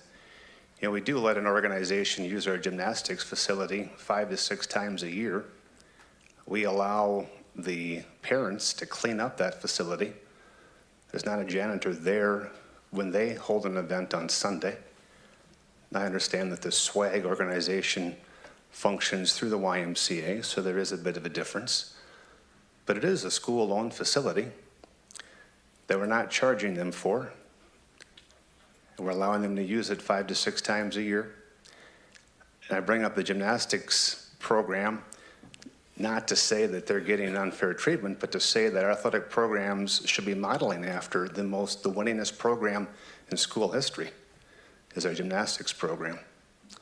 And that's why my motion was going to include no fees and encourage adults to work with adults on keeping the facility clean. When the gymnastics facility is used, janitor goes through on Monday and says, "You did a great job. All is fine." I don't know why we can't do the same thing for the gymnasium when it's used on a Sunday by our wrestling program. Chair, I have a question. Dave? Is there a fee charged for people to participate as a fundraiser, moneymaker for the organization? I mean, I have a little different feeling for whether somebody's using our facilities to make money and when they're using the facilities to improve a program. So I'm curious whether or not they're I'm charging assuming a they're fee. going to charge admission. Mr. Chairman, Mr. Fight and Mr. Neugebauer are here from the wrestling program. If we could ask them to answer that, Mr. Chairman. Do you have anything to add, Dusty? Yeah, we do get a gate admission and concessions from it, but it's more of being able to host it here. It's a long-term thing. The previous group the group we worked through, they get a chance basically to host every year if you do host it. Want me to re-say that? Yeah. Okay. So, yes, we'll get a gate fee or admission fee from spectators. We'll get a concession if we do concessions. But the bigger thing is we get to host this potentially going forward. It's kind of the group organizes this state tournament qualifier. Once you get to host it, it's yours until you give it up or we don't get approval to keep doing it. Mr. Chairman, if I could ask Dusty a question on the dollars that are then used how? To attend tournaments and to allow kids that can't afford to wrestle? Yeah, so our wrestling program is free. So all the fundraising that we do goes back into the program. Team tournaments cost $300 to $500 a team. We pay for that out of the club funds. And then we also buy gear sets for everybody so that they can wear a gear set to look like a team. So we fund all that through our club. So it's one of our fundraisers that we do as a club. And like I said, wrestling's free for all kids, so pre-K to 6. Sure. State. There used to be, years ago, there used to be a wrestling tournament that was held. It was more than one. I think it went for like maybe even a couple of days, if I remember, or at least for one long evening and stuff. The Optimists used to be involved with that particular program too. Is this something similar to that type of a fundraising program that they used to do? So we have a separate individual tournament on a Friday night that we still do, and we're still hosting that Friday in December here at the high school. Okay, This would be in addition to that. Okay. Basically a state qualifier for our 7th and 8th grade program, but we also get 6th graders that wrestle with that program. thank you. At this point, I don't think that you made a motion, did you, Matt? No, Mr. Yeah, we Bloom have a made the motion. Well, he made a motion too. I was wondering if you were Yes. going to amend that motion with your, Well, So what fees are you talking? The gymnasium fee? And custodial fees, correct, to be waived. So if you want to amend it. I would amend the motion to allow the facility to be used by the wrestling qualifying tournament at no cost. Second. amendment made by Matt, second by Adam. And this amendment does what now? Allows the facility to be used for the state wrestling qualifier at no cost. You want To who, you specify the mean? date? No cost to who? To the Wrestling Association that's hosting the tournament on March 23rd? That's a Monday. Or what was the date given? 22nd. That was The 20, The second is a Sunday. Sunday, the, 23rd. well, I have the 23rd, but I didn't check it, so it's Sunday that. Mr. Dale gave me March 16th and March 23rd, and he prefers to see it on the 23rd. 23rd is a Sunday. 23rd? Yep. Okay. But I guess I'm confused, what costs are there to the Wrestling Association? There's gymnasium rental fees that we charge organizations, and there's also a custodial fee that we charge to organizations. And I'm asking that those be waived. Is that a big number? Yeah, it's overtime for the entire day. But my comment was also, let's work to use adult volunteers to clean up the popcorn and not have to have janitors there doing overtime on Sunday, like we do at our other facility. But that's not part of the amendment, Mr. Chairman.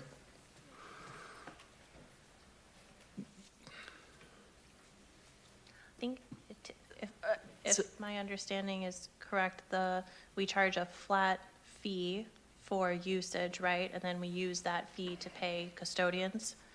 So typically, we're not giving them a bill for custodian time, right? That's just, The flat fee only covers 2 hours of custodial time. oh, okay. And that's So- given to the organization.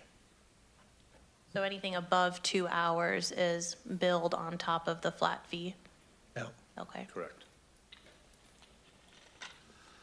So we have a structure in place right now, what we charge different organizations to use different facilities across the district. So we're going to change that. We redid that. So anytime an organization wants to use the district facilities in some way, then will come to us to decide if they get it free or don't, or what precedents. I'm thinking this is set when we have a document in place that we just passed last fall that set the fees for the district for outside usage. So that's my question is. There's a rental fee schedule that's in place, and of course, you have given me authority to waiver from that potentially on some things. But in reality, and again, typically, we try and keep the bills to actual costs and minimal costs, so it's not coming out of taxpayer funds or educational funds.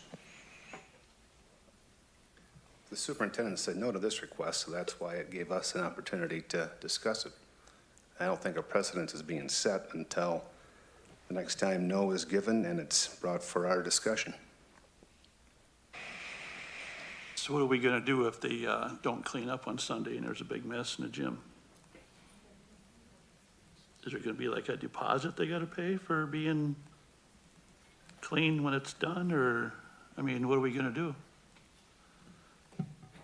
Are they gonna show us volunteers, or are we just, Based on the motion, I'm not charging them.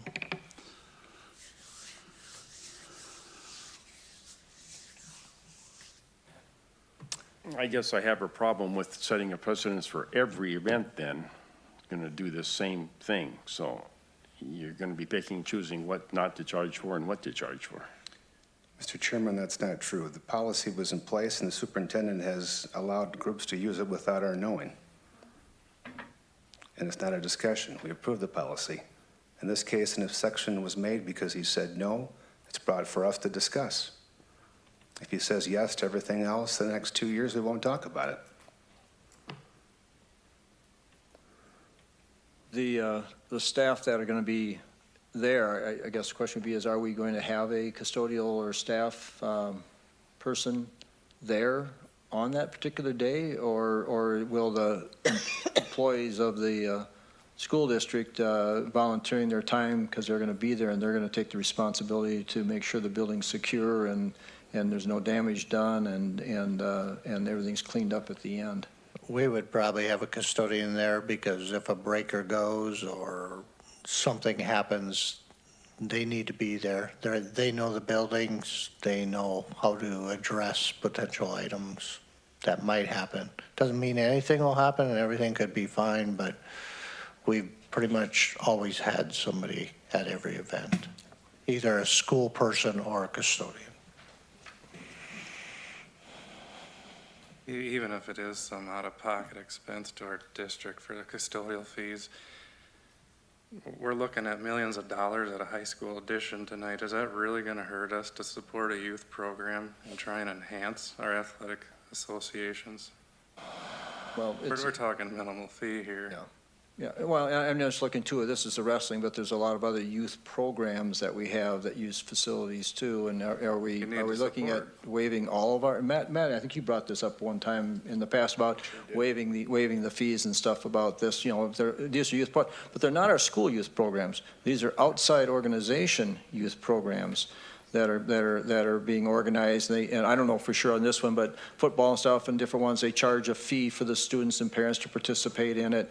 And it's run by an outside organization, not associated with the school district, even though we might have school district staff and stuff doing it. And it's all to promote youth activities, which are all good things. And I'm just saying that if we're doing it for one, we're obviously going to be asked and encouraged to do it for all outside programs that come into our community with youth activities, asking us to let them use our facilities for free.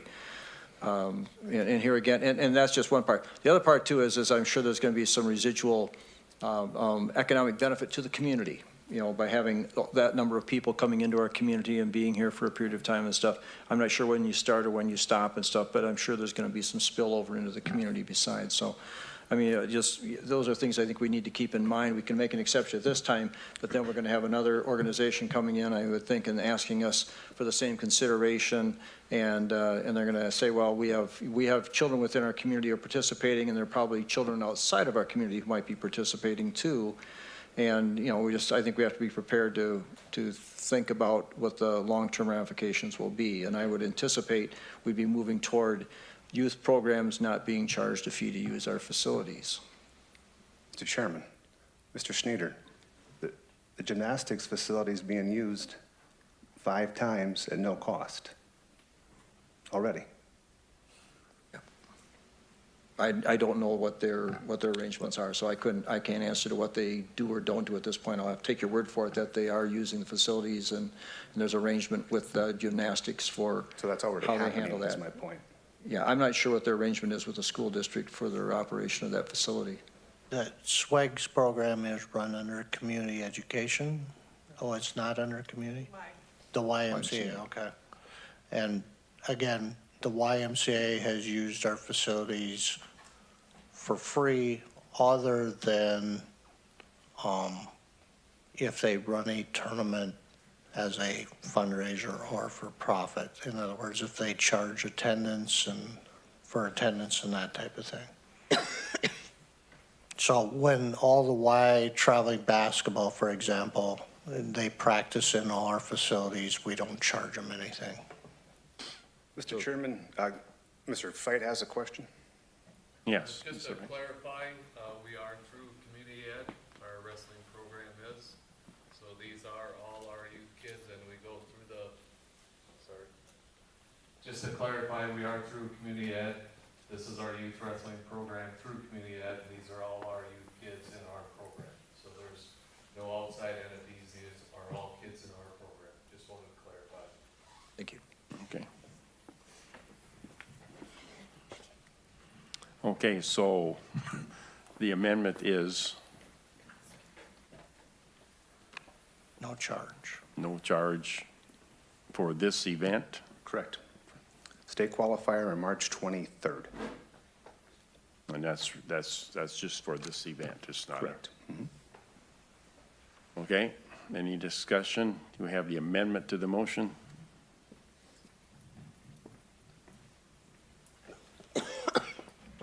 Good. Sorry, I just wanted to add one point of clarification. I'm Sharon Johnson from Community Ed, and I want to just clarify, the wrestling program is run through community education, but community education does not run any of the competitive components of these programs. We run the educational components. So we're thrilled to have your students as part of it, but they do know that the competitive component is run by the club program, just like the Y runs the SWAG program. The differentiation is that we don't do competitive aspects, just for clarification. Okay, thank you. Okay, we have amendment to the motion. Any further discussion on the amendment? Hearing none, all those in favor of the amendment, signify by saying aye. Aye. All those opposed, same sign. Motion carries. Now, we're back to the amended motion. You want to read that? To approve the youth wrestling state qualifier, or the Wrestling Association host the youth wrestling state qualifier on March 23rd, and to allow them use the facility at no cost. Okay, that's the motion we're going to vote on. Any discussion? Hearing none, all those in favor signify by saying aye. Aye. Those opposed, same sign. Motion carries. 5.14, discuss approved Cradle Shine property use. So with this one, the property that has been leased and farmed, the lease ends, and based on this, the recommendation at this point is turning it over to the Ag Department and the Ag Land Learning Lab to utilize as part of that overall programming. And so I believe it's about 70-plus acres that could potentially be farmable. That could be what I'd term smaller, based on if the watershed moves forward and wherever the watershed is at with their project. So we'd like to see you authorize turning it over to the Ag departments and with Minnesota West and our ag teachers, to include with the current 80-acre parcel.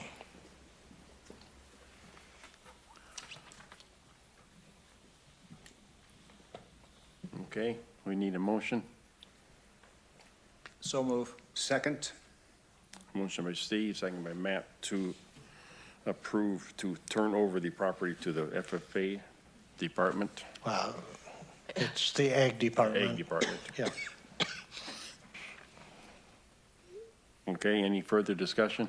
Mr. Chairman, Mr. Langard did touch on it briefly. Is there any of a timeline on the pond project, or it's? I have not heard anything recently of where they're at. The last meeting I was included on was they were discussing the elevation of the dam. That was part of that. It got too high for potential, if it broke, downstream flooding. And so they were going back trying to work through that. And I don't know where they're at this point. And that was based off the DNR, right? It was based off the DNR and the state water, I just know the whatever DNR his title was. I just know the DNR was not happy with their, like you say, their elevation and the dam that they had designed. I just have a question about going back to the Krailsheim property. So there'll be some type of lease agreement or something that will be signed or done, or some verbiage that we would see that, when you say take over the Krailsheim property, just what? We didn't do a lease or any kind of document with the ag department. Okay. We just turned it over for them to use it as a learning lab. Right. District still owns it, district still, we're paying the bill for them to have a learning experience. Okay, so that's all clarified. Yeah. That's how that, okay. So there would be no further future lease agreement. Okay. And that's for 1 year, forever, for however long that. Till ever some- Till ever they can't do it or the board decides to do something different with the property. Thanks for the clarification. Mr. Chairman, I'd like to see the whole east side of the waterway around the buildings, like seeded to alfalfa. That way it's nice and green year-round.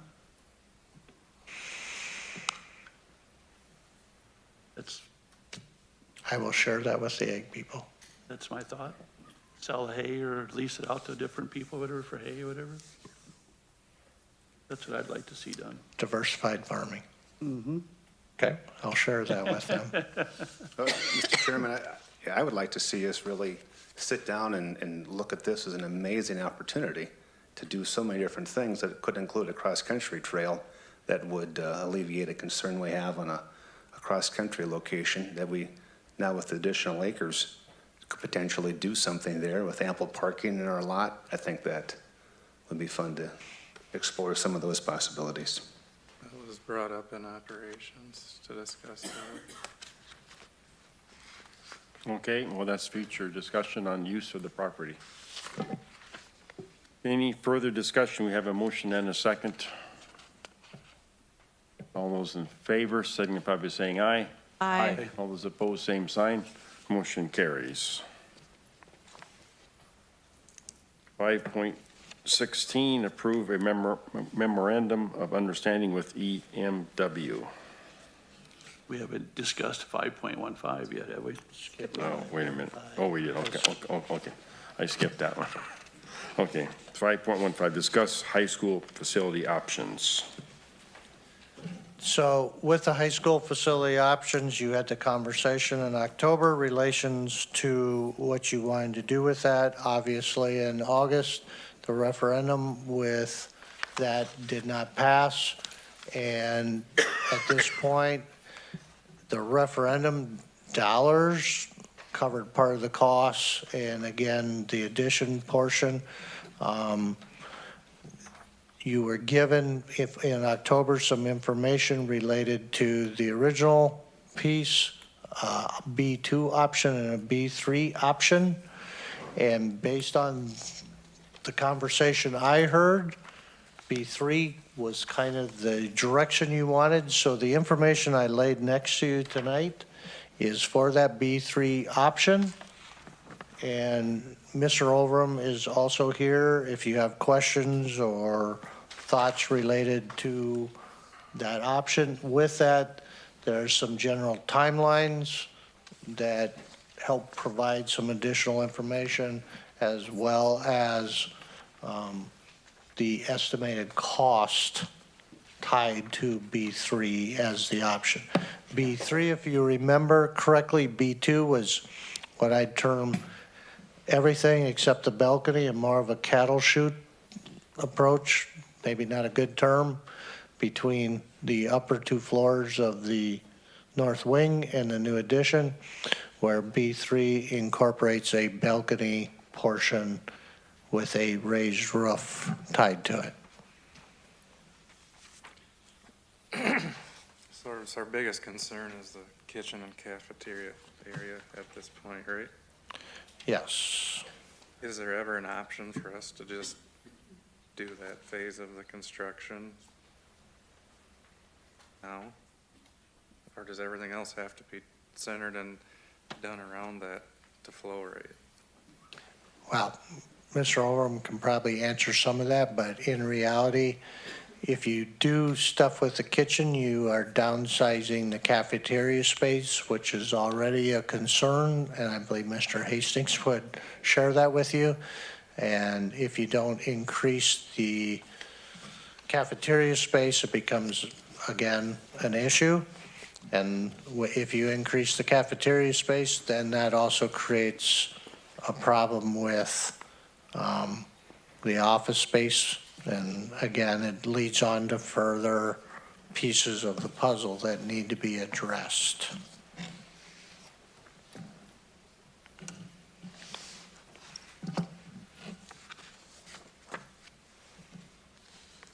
Mr. Chairman, just to clarify then, Mr. Landgard, that the proposal is a total of 26.97 million?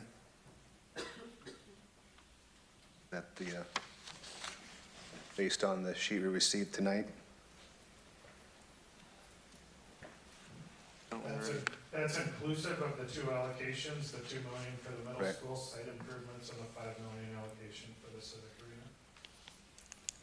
The high school improvements are just under 20 million at 19,979,000. 5 million for the ice arena. Have we already assigned the 2 million to middle school? Pardon me? Have we already assigned the 2 million to the middle school? No, you have not. You did approve moving forward with it. I've held off doing it until you decide what you want to do with the high school. So we would be looking at roughly funding 22 million, right? So the number is $20 million for the high school. The 5 million is the difference between the 13.5 and the 18.5 that was in the audit that you have set. So the 5 million for the ice arena is set aside. The 2 million at this point is not.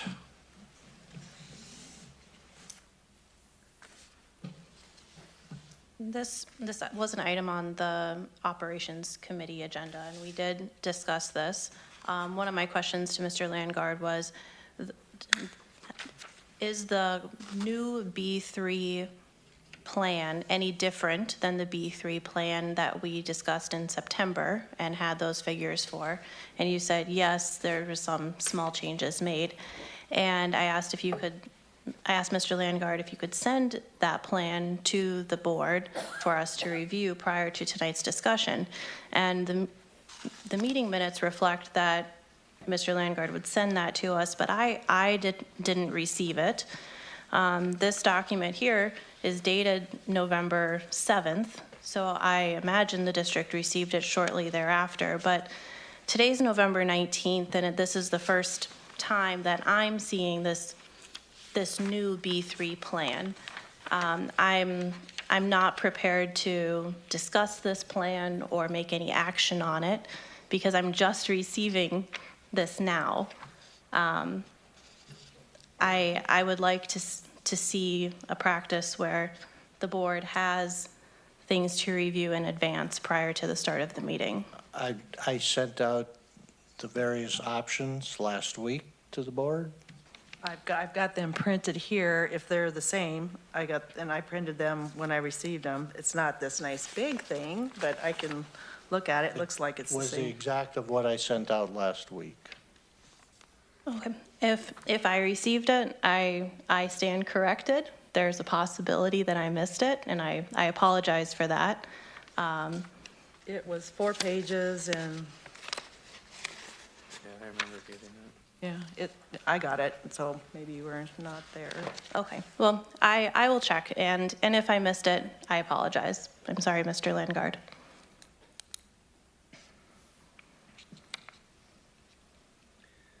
Mr. Chairman, I struggle with supporting any program right now, primarily based on the resounding no received from the voters when we offered them a chance to vote on a package in August. It was a resounding no.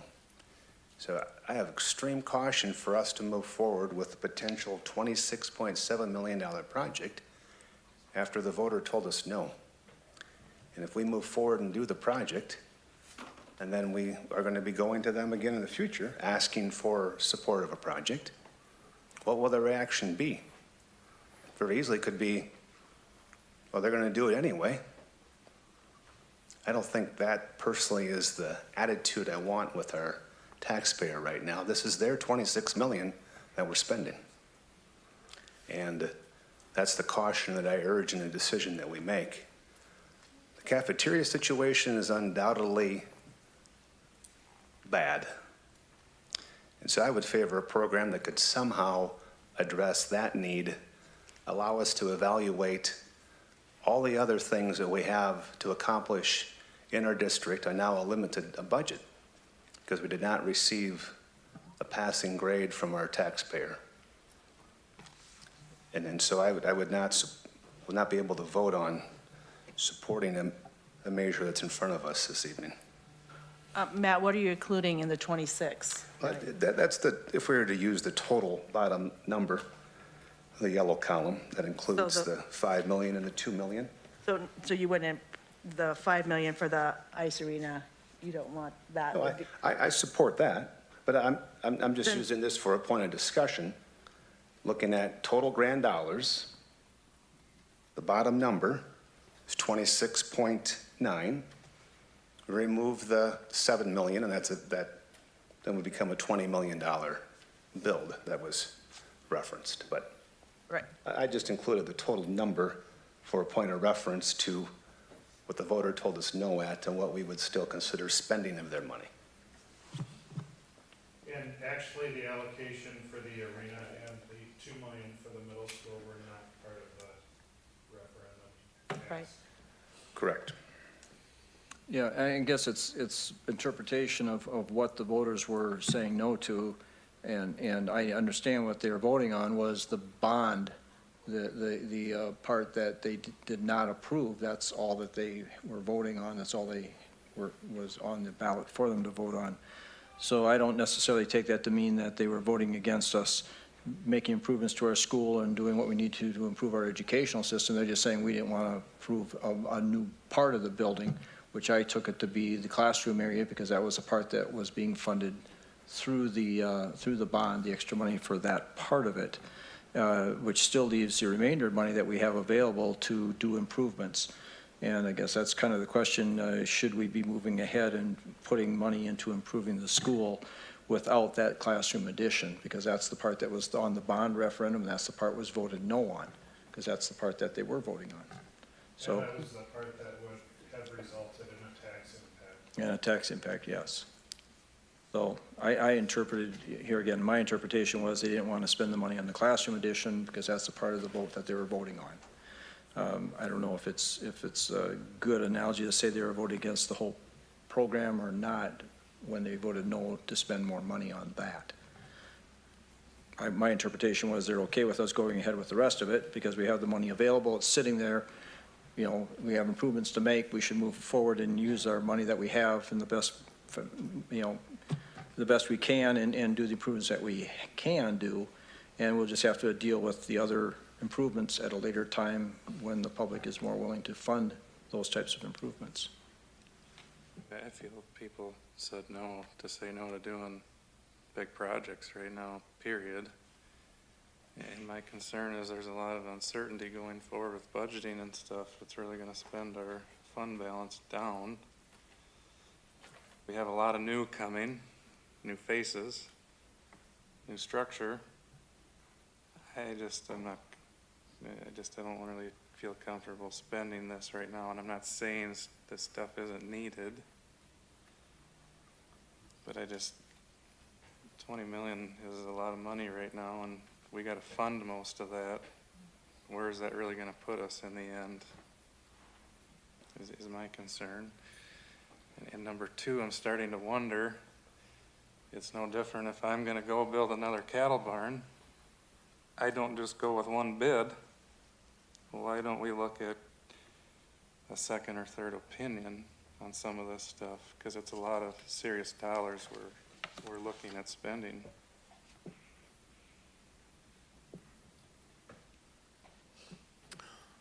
I just wanted to make a point though, Matt, that we have put aside and we have a fund balance assigned for building projects. And that is $13.5 million that is going to sit there and it's assigned for buildings. We don't intend to use that for operating money. we did this as a point, knowing this is going to be the high school for the foreseeable future. It's going to be the high school, so it needs these improvements. We specifically made a plan over the last number of years to set aside this money for this purpose. So my point is, why can't we use that money for the building, which has been planned for years to do? The voters said no to the excess of the 20 million that we had. It's up to the board to decide how to invest this 20 million or 13 million or 15 million, whatever you want to use. But it's meant for buildings, so. But we really don't have the 20 million because we're putting a bond on the long-term facility maintenance. But the long-term facility maintenance bond does not have any tax impact. So that bond, we get the money for it, and we still got to make payments back on the bond then? Yeah, which is part of the yearly allocation that is out of the long-term facility maintenance authority that you have. So that whole money that we're getting is going to go for this one project then? No, only about 50% of it. Right. And it actually, if you use long-term facility maintenance dollars and it's bonded, it actually has a decreased impact on ag land. So there's going to be additional taxes on our tax statement because of this bond then? No. No. No? It has no tax impact, but it will, on the ag portion, decrease. All right. Well, in my opinion, we have 13.5 million in an assigned account, kind of what Joel just said, for the high school improvements. The voters said 10 years ago, no to a high school, so we added on to the high school here. We've done some things. This is our high school. We have the intermediate building now as well. So in my opinion, the 13.5 is assigned for building, not for the operations of the district. I know it's a bad time for, there's a lot of things out there that, to spend that kind of money, but at the same time, we need to do something to the high school. In the entrance of the high school and the security of the entrance is also a big piece in my mind that we need to secure that and make that safer for students, along with the cafeteria. Unfortunately, everything in between that drives the cost of that portion of the project. So I would support moving forward with using the assigned fund for the high school. Well, the 2 million for your middle schools was approved, so I mean, technically, you should be approving 22 million, right?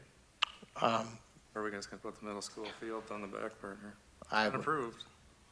I would recommend putting it on the back burner if you approve the high school and not expend those funds at this time.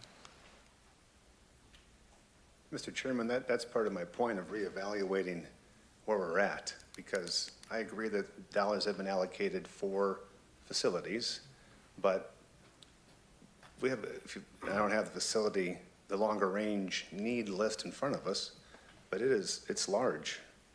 And we only have so much in the pie to work with that I think that our priorities of maybe where to put the money has changed, that it needs to spread beyond just the need here at the high school.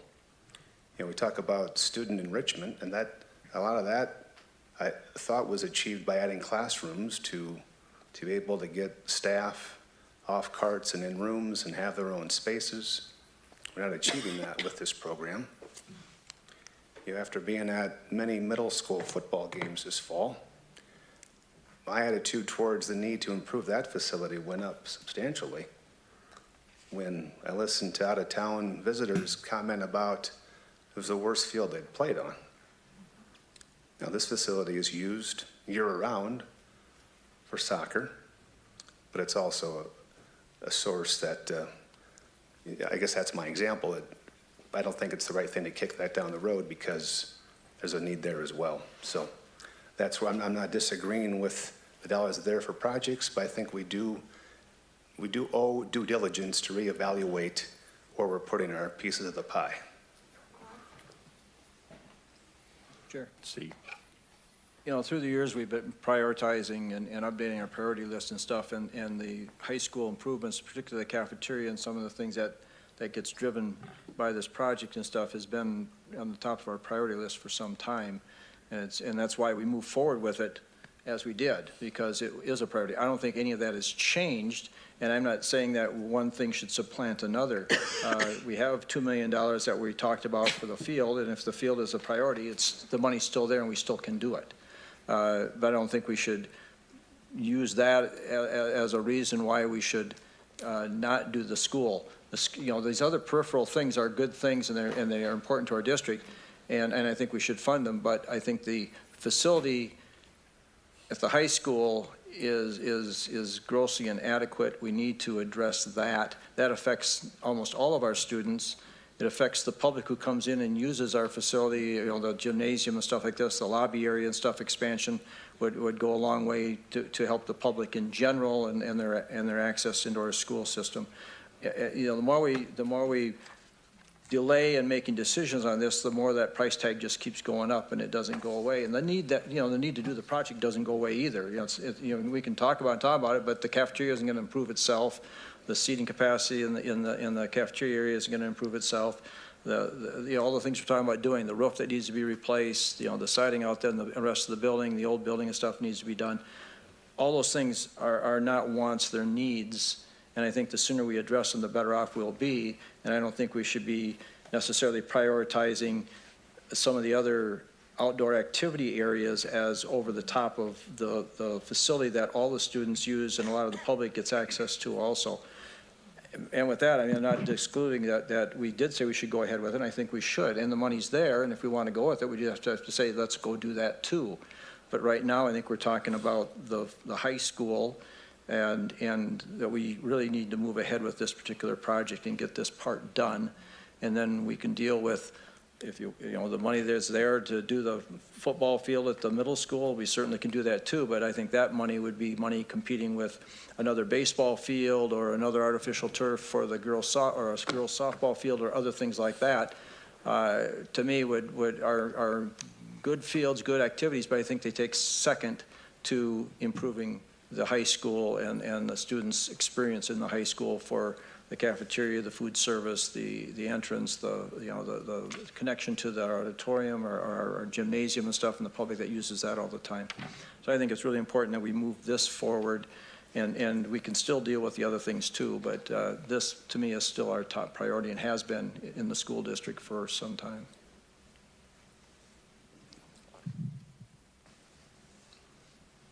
Mr. Chairman, I would really like to see this put on after the first of the year. We have new board members in, get their thinking on it, because if we decide to go ahead with a $20 million project and all of a sudden things start going south on us, they're going to say the existing board made sure it was done before they got off, and now they have to deal with all the problems that we created. I don't feel comfortable supporting this project.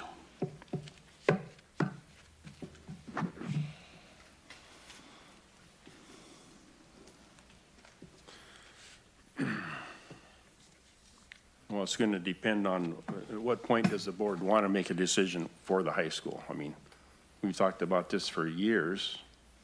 We planned for putting aside dollars for this building. So whether it's this board or the next board, but when are you going to move forward with improvements to the high school, which we planned on for years, and it's going to remain the high school. The voters told us that. And remember, there's no tax consequences here. Sure, I mean, your operating money, that's anybody's guess 5 years from now what that's going to be like. But this is set aside for buildings, and I don't understand why we don't move forward improving the building. So, Mr. Chairman, I got a question on the agenda. 5.17 is to approve district fiscal model. Yeah. That was presented, and I'm just going to highlight it, but Mr. Holheisel will be here next month to do an in-depth presentation about that fiscal model. It's something Barrett developed. All right. So I'm just going to toss this out. this board is in a unique situation that many school boards wish they were in. And the issue is the financial situation of this district is different than most across the state in the fact that you have money set aside to address facilities, to address roofs or remodeling, whatever it may be. Most districts don't have that luxury. Now, again, you can use it in other places. I would highly recommend that you never use it for reoccurring costs because that's not sustainable. But if you're not going to use it for what I'll call academic benefit, which benefits students, staff, visitors, community, and prioritize the academic side of a facility, then I guess I'm confused. And 2 months ago, the majority of you were very much in favor of this, and now I'm not sure what changed, and that was even after the election. Again, it's your decision. I don't get a vote, and it isn't going to affect me long term. But in the reality of it is, there's a good project that's laying in front of you, and the funding mechanism is available and in place. Whether you choose to deal with it tonight or in the future, or the new board has to make that decision, you have the background where the new board is going to have to get caught up to speed and have the background to be able to make that decision. So again, you got to make a decision. Do you want to move forward or don't you? And if you don't, then I guess we'll go back to the drawing board and work through it, and I'll be visiting with Mr. Overham. But I can just tell you, it doesn't matter. You can talk to all kinds of different people or companies. It's going to come down to some of the same things, and you're basically starting over and reanalyzing facilities and trying to figure out where you're going to prioritize spending this. And the only building you haven't really addressed at any extensive level is the high school at this point. And my concern at this point too is the longer we take to analyze and study and go through this, the money sits there and it loses value. And it's going to continue to lose value, and your buying power is going to disappear. And the amount of project you could have done for this money is going to be a lot less, so you're going to put more money into it. And every time you move projects further into the future, it just costs you more. So if you're going to do the project, we should move ahead with it and get it done. And if we're not, it's, like I say, to delay it and then make a decision, to make the same decision later on, it's just going to cost everybody more, and that's the taxpayers more to do the improvements at a later time. And like I said, this isn't something new, like we just brought up. This has been going on for quite some time. We sat down as a group and decided this is a project we need to do. It needs to move forward, and I would make a motion that we go ahead and move it forward with Plan B3 as being proposed. That does not include anything to do with the section below the yellow. Those are other projects and other things for some other days for discussion, but that's my motion, and we can either vote for it or against it, and at least we can move on. If we get a second. A motion by Steve, I'll second the motion. second the motion by Lori. Any further discussion?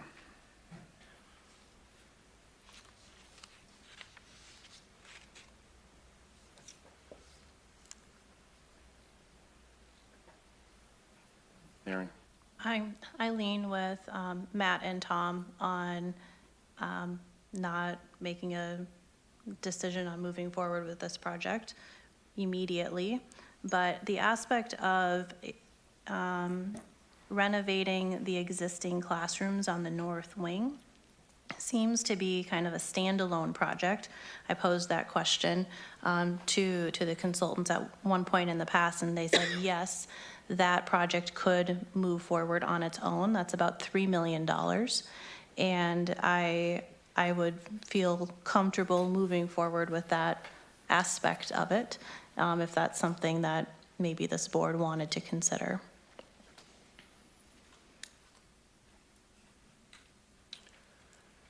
I would want to ask Mr. Overham if that's an accurate 3 million, a standalone project for the 8 classrooms? No, it's not. It's not new classrooms. Fixing up your It's North Wing. fixing It's the replacing north Oh, just wing. fixing the classes, not the The new? windows and the paneling, Okay. Yeah. stuff like that. The 3 million that board member is referencing is actually hard construction costs, so we would have to add soft costs and contingency and other project-related costs to that to get it up to what would be an accurate kind of total budget for that project as a standalone project. So why is it 3 million in Plan B or whatever, and then all of a sudden it's standalone project, it's more money? If you look at the yellow spreadsheet, I think what Aaron's referring to is the 2 line items under existing classroom North Wing. There's the $1,008,000 line item, and then the $2 million line item. Those are all part of the construction subtotal of 14.9. And as has been the case with any project, you have fees and testing and permitting and bond costs and project contingency and so on that need to be applied to the total of the $1,008,000 and $2 million allocation. But we wouldn't have bond cost if we can use the long-term facility maintenance. Correct, but you So would there's no have bond cost. fees and services and so on, and that's what So I we would just have got to calculate for. permitting. Yep. You have to design it, you have to put it out for bids, you have to get it managed, you have to implement it. It's all of those other ancillary costs. But yes, to your point, that is certainly a relatively standalone project. Anecdotally, obviously, the smaller projects get, the less economy of scale there is. That was part of the strategy when we looked at bonding against your LTFM, and that's why the state allows and in some cases encourages you to do that, because they know if you're tackling roofs or windows or building envelopes, that it makes more sense to potentially borrow against that annual LTFM levy, get all the work done in one shot in today's dollars.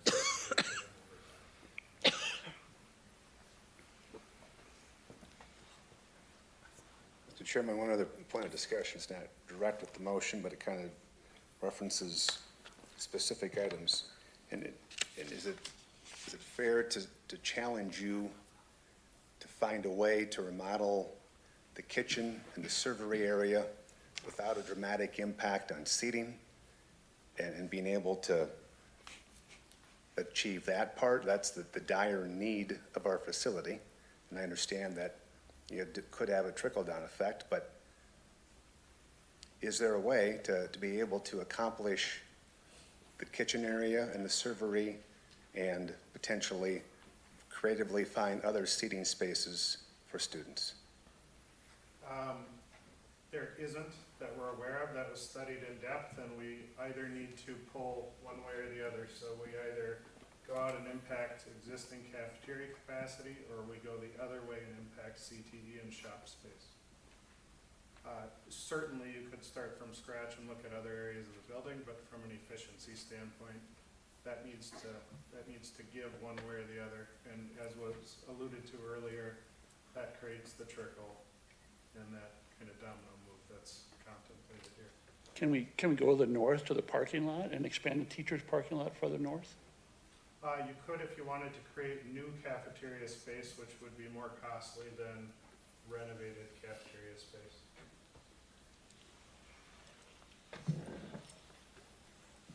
That also would probably crowd into the location for the classroom additions that was planned too. It does. Yeah, so then you disrupt that part of the plan also for the future.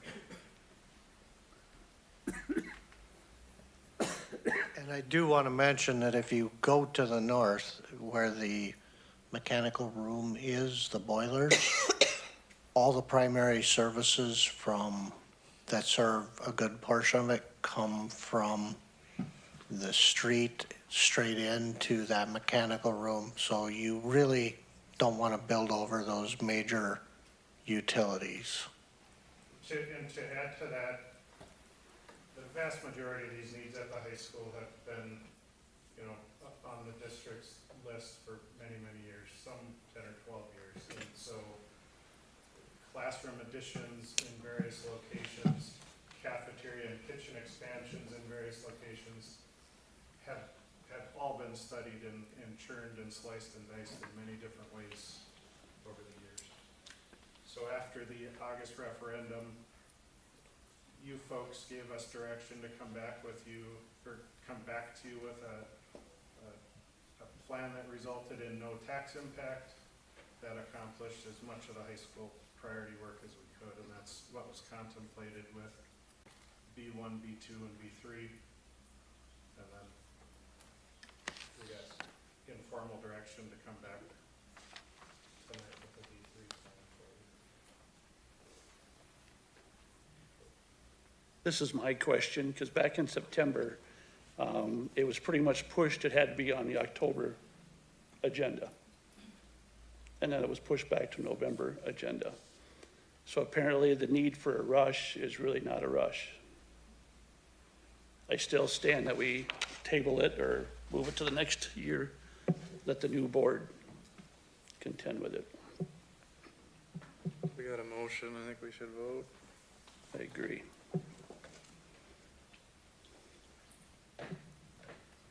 Any further discussion? I call for a roll call vote. Roll call vote, okay. Ms. Dudley? Aye. Mr. Lorenz? Aye. Ms. Shute? No. Mr. Prinz? No. Mr. Bloom? Nay. Mr. Schneider? Yes. Mr. Whitcomb? No. Okay, motion fails. It can come back to the board at a later time. But I think we've kicked this can down the road so long that it's time to do something with this building. If it's a new board, that's fine, but there needs to be some I really think things done. the school needs to lose that phrase, kick the can down the Well, road. not kick the can, but That's been in your phrases for the last 5-6 years. I'm saying, it's gotta be addressed some way or It has to another. be addressed, but this kick the can down the road Well, is just, that's what we're doing tonight, we're kicking it down, so. Anyway, we'll move on to 5.16, approve a memorandum of understanding with EMW. Yeah, so the memorandum of understanding is with EMW regarding ECFE and AB teachers related to prep time. It was presented to me by Ms. McGahee. I've read through it. I have no issues with it. So I brought it to you as a board. I would recommend you agree to it or approve it. And of course, the end of the year negotiations will come about so it can be part of that conversation and be a part of the contract for future agreements. So I would recommend you approve it. Move to approve an MOU with EMW as presented. Second. Motion by Matt, seconded by Lori. Any discussion? Hearing none, all those in favor signify by saying aye. Aye. Those opposed, same sign, motion carries. 5.17, present, discuss, approve district fiscal model. So basically, I have provided each of you with a copy of information related to the Baird financial model. And I presented this to the operations committee in regards to a budgeting assistance or model that allows for you to provide some what I'll call oversight, explanation, transparency to the overall budget. And basically, to really sum this up, because the meeting's getting long and Mr. Hoheisel will be here next month to give you more of an in-depth conversation, What it does do is it breaks out into categories, certain specific information with comparability to like-sized districts or the Big South districts or area school districts. And it's all based on MDE data that's submitted. And what it will do is provide information related to, and first and foremost, in about 7 different categories where you're expending your dollars. And are you high compared to other district or low to other districts? And it's, in this case, he's provided some general information in relationship to, example, the sum of pupil support services for our district. We are high compared to the other districts that are compared here. So it provides some excellent information, provides the opportunity for additional transparency related to the budget. It provides good information for those who will be using it in the district office, which would be the accountant, the new superintendent, assistant superintendent, those individuals. So with that, the cost tied to this is $10,500, which is a one-time fee for the sophomore, and then a $2,500 cost thereafter annually, which makes it extremely affordable. And, you know, I'm just bringing it out there as a tool for the new district office folks to be able to share information with not only you as board members, but staff members, community about the budget.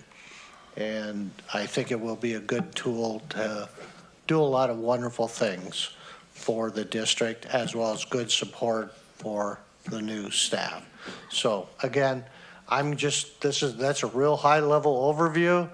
Mr. Holheisel will be here in December to do a presentation, and at that point, I would recommend your consideration for that. And where I learned about this, it's been in place for a couple of years, where I learned about this, or maybe even a little longer, was at the fall conference I attended, and I was very impressed with the information it could provide. So we can move on. So that will be presented in December. Be presented in December, yes. Okay. 5.18, discussion action on superintendent search salary range. We want to set a range. Anything to do with this? Carmen involved in this discussion? Yes, Carmen, could you come to the?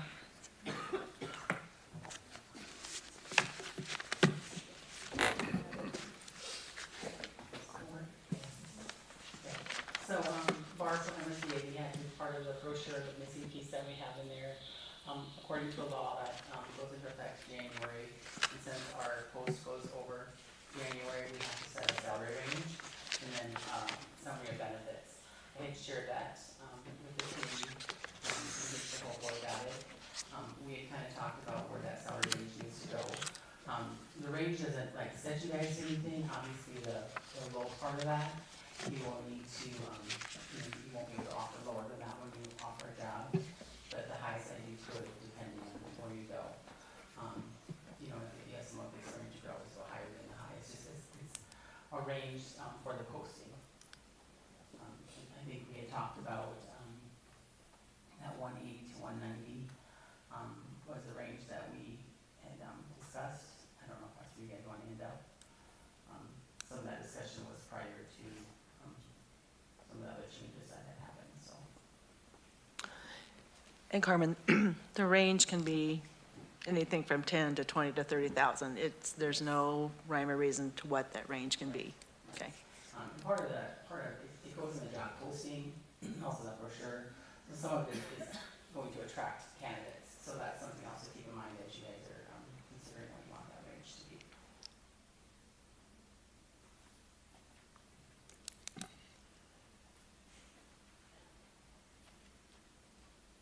And then in the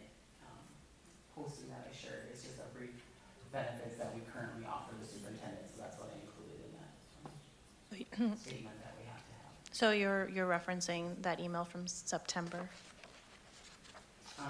That-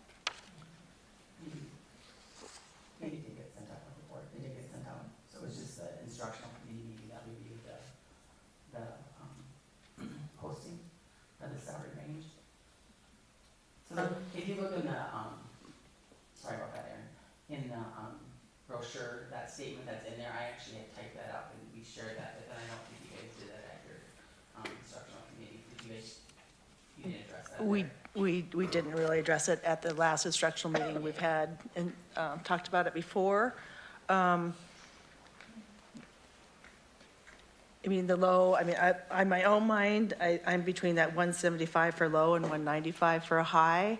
That's where I think we talked about initially, and I'm not sure, Carmen, what you set out before was a little higher than that 180 to 195, but I feel like we can go a little lower than that, in my opinion, depending on experience and, Yeah, I mean, you guys can, honestly, it's whatever you decide, and if you want to have that 20,000 range, you can do that. There's no, What I'm looking at from your message in September was 165 to 195, the 30,000 range. and I think that is what you guys talked about at that first, when Mark was there. We talked about that a little bit, and that was kind of the range you guys were thinking you wanted to go. But then since then, you guys had made a change to the org chart and hired another position. So that kind of changed a little bit what we were, and again, that kind of needs to be decided before you decide this.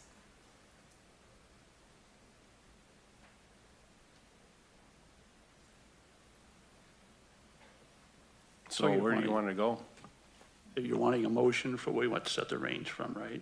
Yeah, we need that, Barb needs that today, so we can, our timeline can move forward. Yep. Or tomorrow morning, but.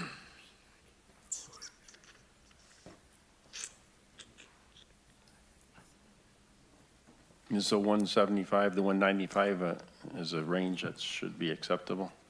that's in my mind, but I don't mind going, I mean, you could go a little lower than that, but we also have to put a position in there now as assistant superintendent, so that tweaks it a little bit more than, we didn't have that with the first time we talked about what that range could be.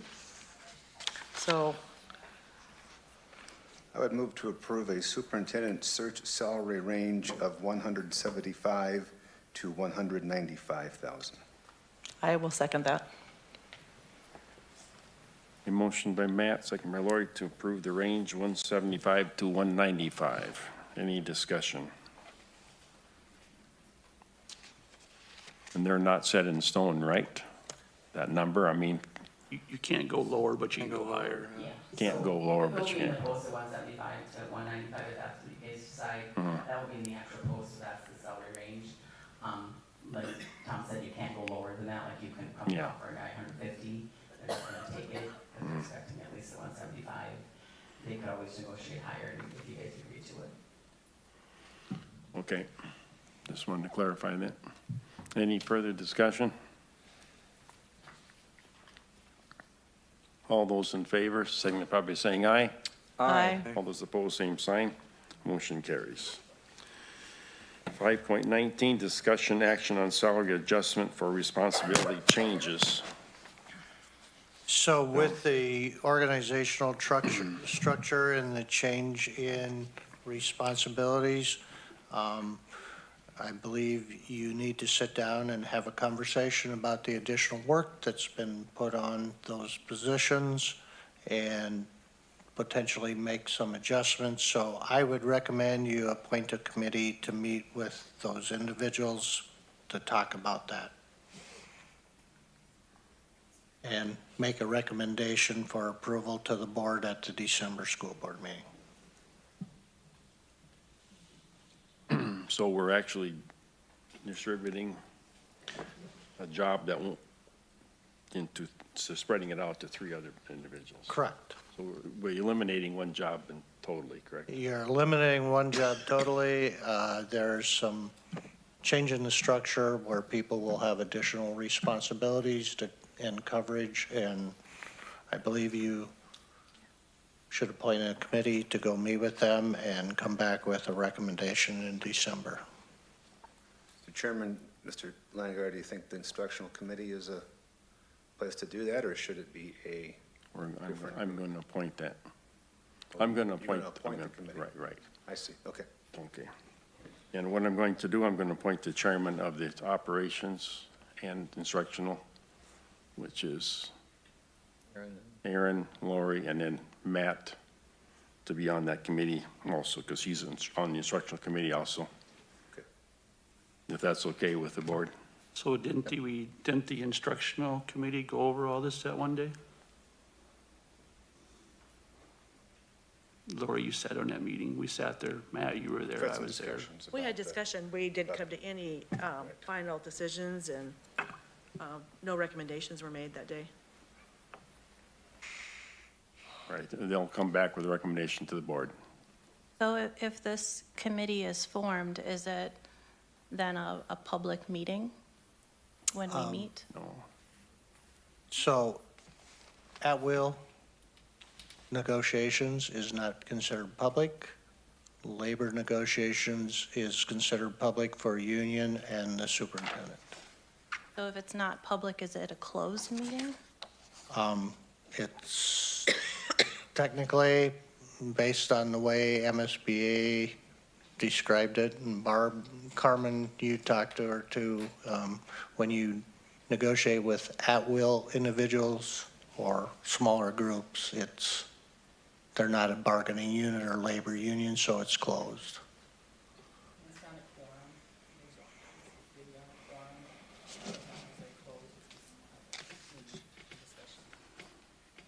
So I think that a meeting is either open or closed. And if it's going to be closed, then we as a board have to vote to close the meeting. It's closed and the committee itself would be a closed, they would make that decision. They could make it open with the conversation of whoever they're meeting with. It's just like if you're dealing as an entire board with a personnel matter and the individual wants it to be an open meeting, that individual has a right to have it as an open meeting. Even though it says you can close it to discuss those performance items. So how many positions are we talking then? At this point, it would be a conversation with HR, assistant superintendent, potentially myself, because I'm getting more responsibilities, but I can tell you right now, you as a board or the committee can make a recommendation. I'm not negotiating. So, It comes back to the full board and it's fully all open, so, anyway, so.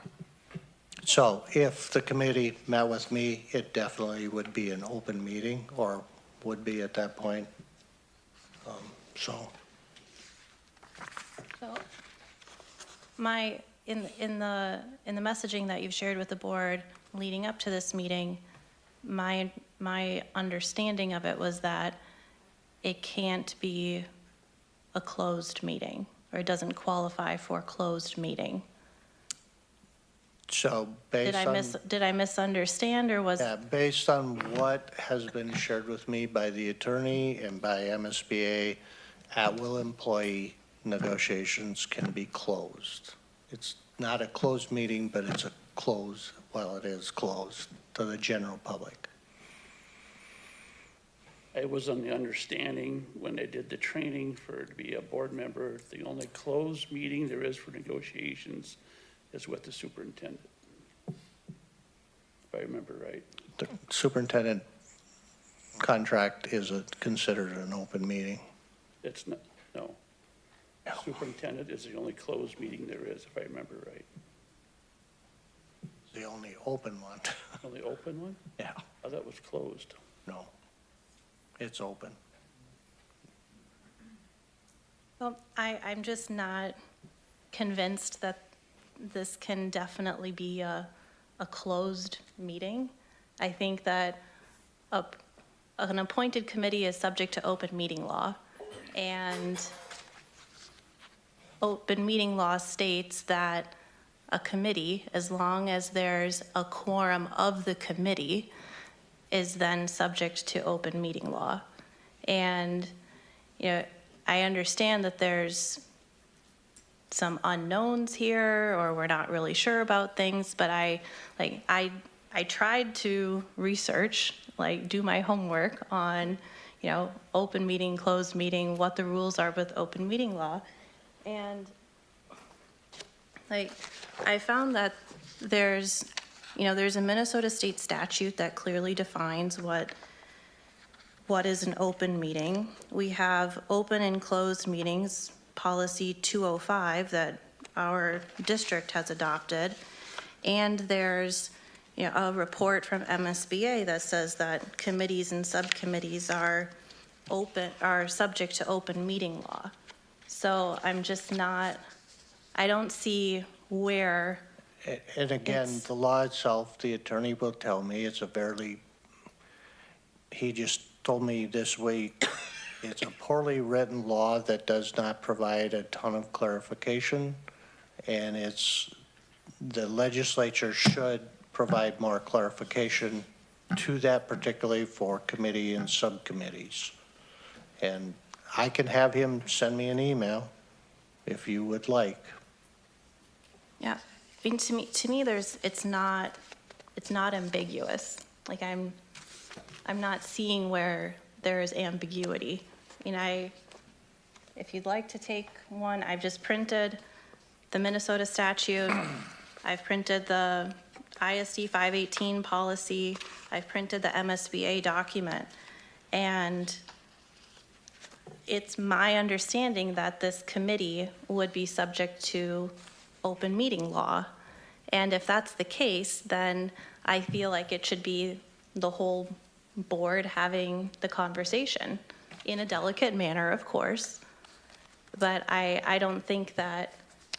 Well, we will have the whole conversation when you bring it to the board. This is just to get, This is negotiation, this is just correct? to get an agreement, what we think is fair, moving one position over 3 positions. What we think is fair for the ones you're moving it to. That's all we're doing. So you will meet with these people, and open, that's fine, let it be open, I don't care. No one should care. It's gonna come to the full board, it's open then anyway.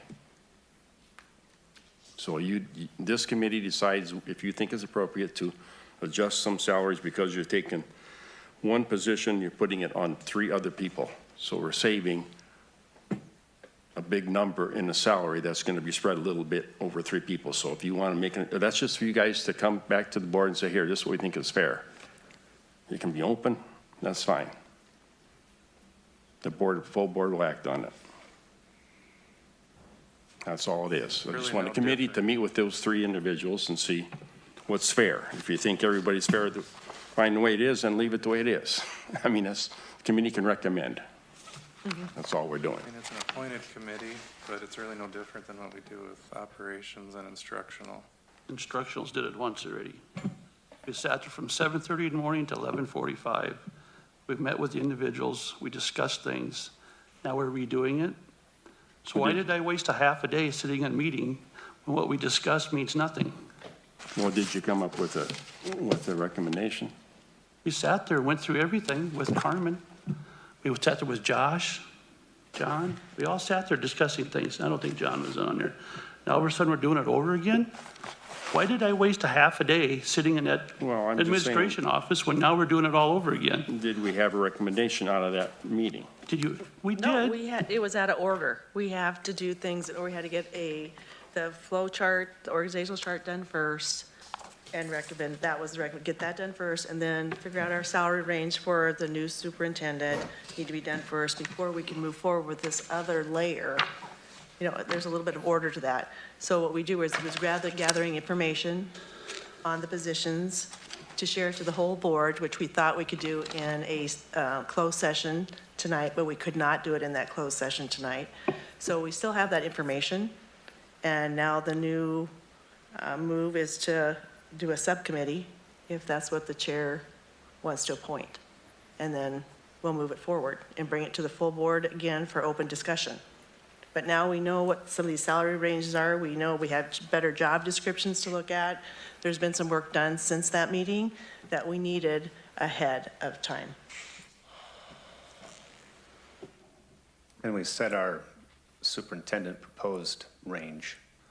That was the biggest thing that we had to do as a full board, that we discussed as a small group, but now we set that range. That'll help us base other decisions on that number. So we were going to do that discussion in a closed meeting, which we decided we can't do it in a closed meeting. So we had our recommendations that we decided on that day. And There now was no we're- recommendations that we decided for these other positions. For the conditions, For these other positions. We talked about what the positions were possibly. And We were what the trying to figure salary out where ranges that were gonna was, and some job points, things, what that could be. And then we couldn't go any further than that because we had to do it in the right order. we talked salary that day. Anyway, let's have the committee review it, come back to the full board, it's fully all open. So will that committee meeting be open? Yes. Doesn't make- And yeah. notice will be given? Okay. It doesn't make, it's nothing we're hiding. It's open meeting, it's going to come to the full board, recommendation you have will come to the full board. Full board will discuss it and say yes or no, so.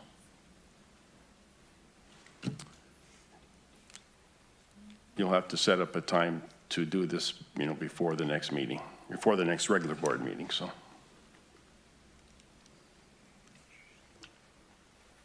And you can decide who the chair is going to be between you, so. Okay, we'll move on to reports. John, I don't have anything. nothing else instructional? Everything's been covered on the instructional. We did have a presentation from Tony Hastings about possible schedule changes at the high school. It was for presentation only. The instructional committee did not act on it. We did not recommend it for full board at this point. It was just an option that we looked at, that going from a block, modified block, all the way to a regular period day. Appreciate all the information and emails that got back to us, but at this point, nothing's been decided or done. We're going to do what's best for kids, but I welcome the information, especially the student input, but 5, 6, 7 emails from a student, that is the exact same email. I would encourage our students to not just forward an email, but for certainly tell me what they like about the block, tell me what they would like about advisory, or give us some information that's useful instead of just copying and pasting into an email and sending it. So that would be to any of the students. I appreciate you reaching out, but I'd like a little more of your own thought process involved in that.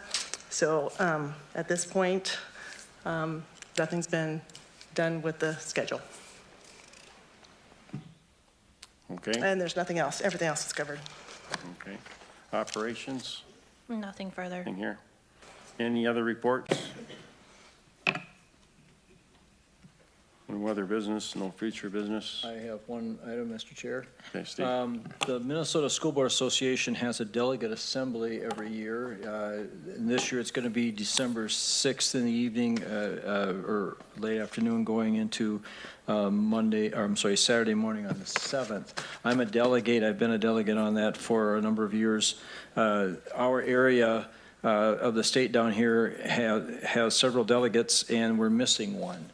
And the MSBA would really like to have another delegate from our area to be at that delegate assembly. What they do is they review resolutions from the school boards that are asking for policy changes or legislation, primarily legislation going to this next legislative session, so they know how to lobby and what they're for and against, and what they're trying to get changed. So if anybody is interested and would like to be that delegate that we're missing, you're certainly welcome. If you would let Lisa know, and she can guide you toward the MSBA office and, give a number of contact and stuff, or I can provide the information also. to contact them, and you can, there's a small application form you fill out. There's no voting or anything, just to tell them you're interested, and then they would give you information for registering for a room. The costs are covered by the MSBA for your expenses and stuff to go up there and do that. So if anybody is interested in that, I'd encourage you, if you have time and interest in the politics of the MSBA and the process of coming up with our platform for the legislative sessions, this would be good for you to become involved in it. So anybody who would like to do that, you're more than welcome to attend. Where is that at, Steve? It's going to be up in South Minneapolis. Yep. Okay, hearing no other business, we'll adjourn the meeting.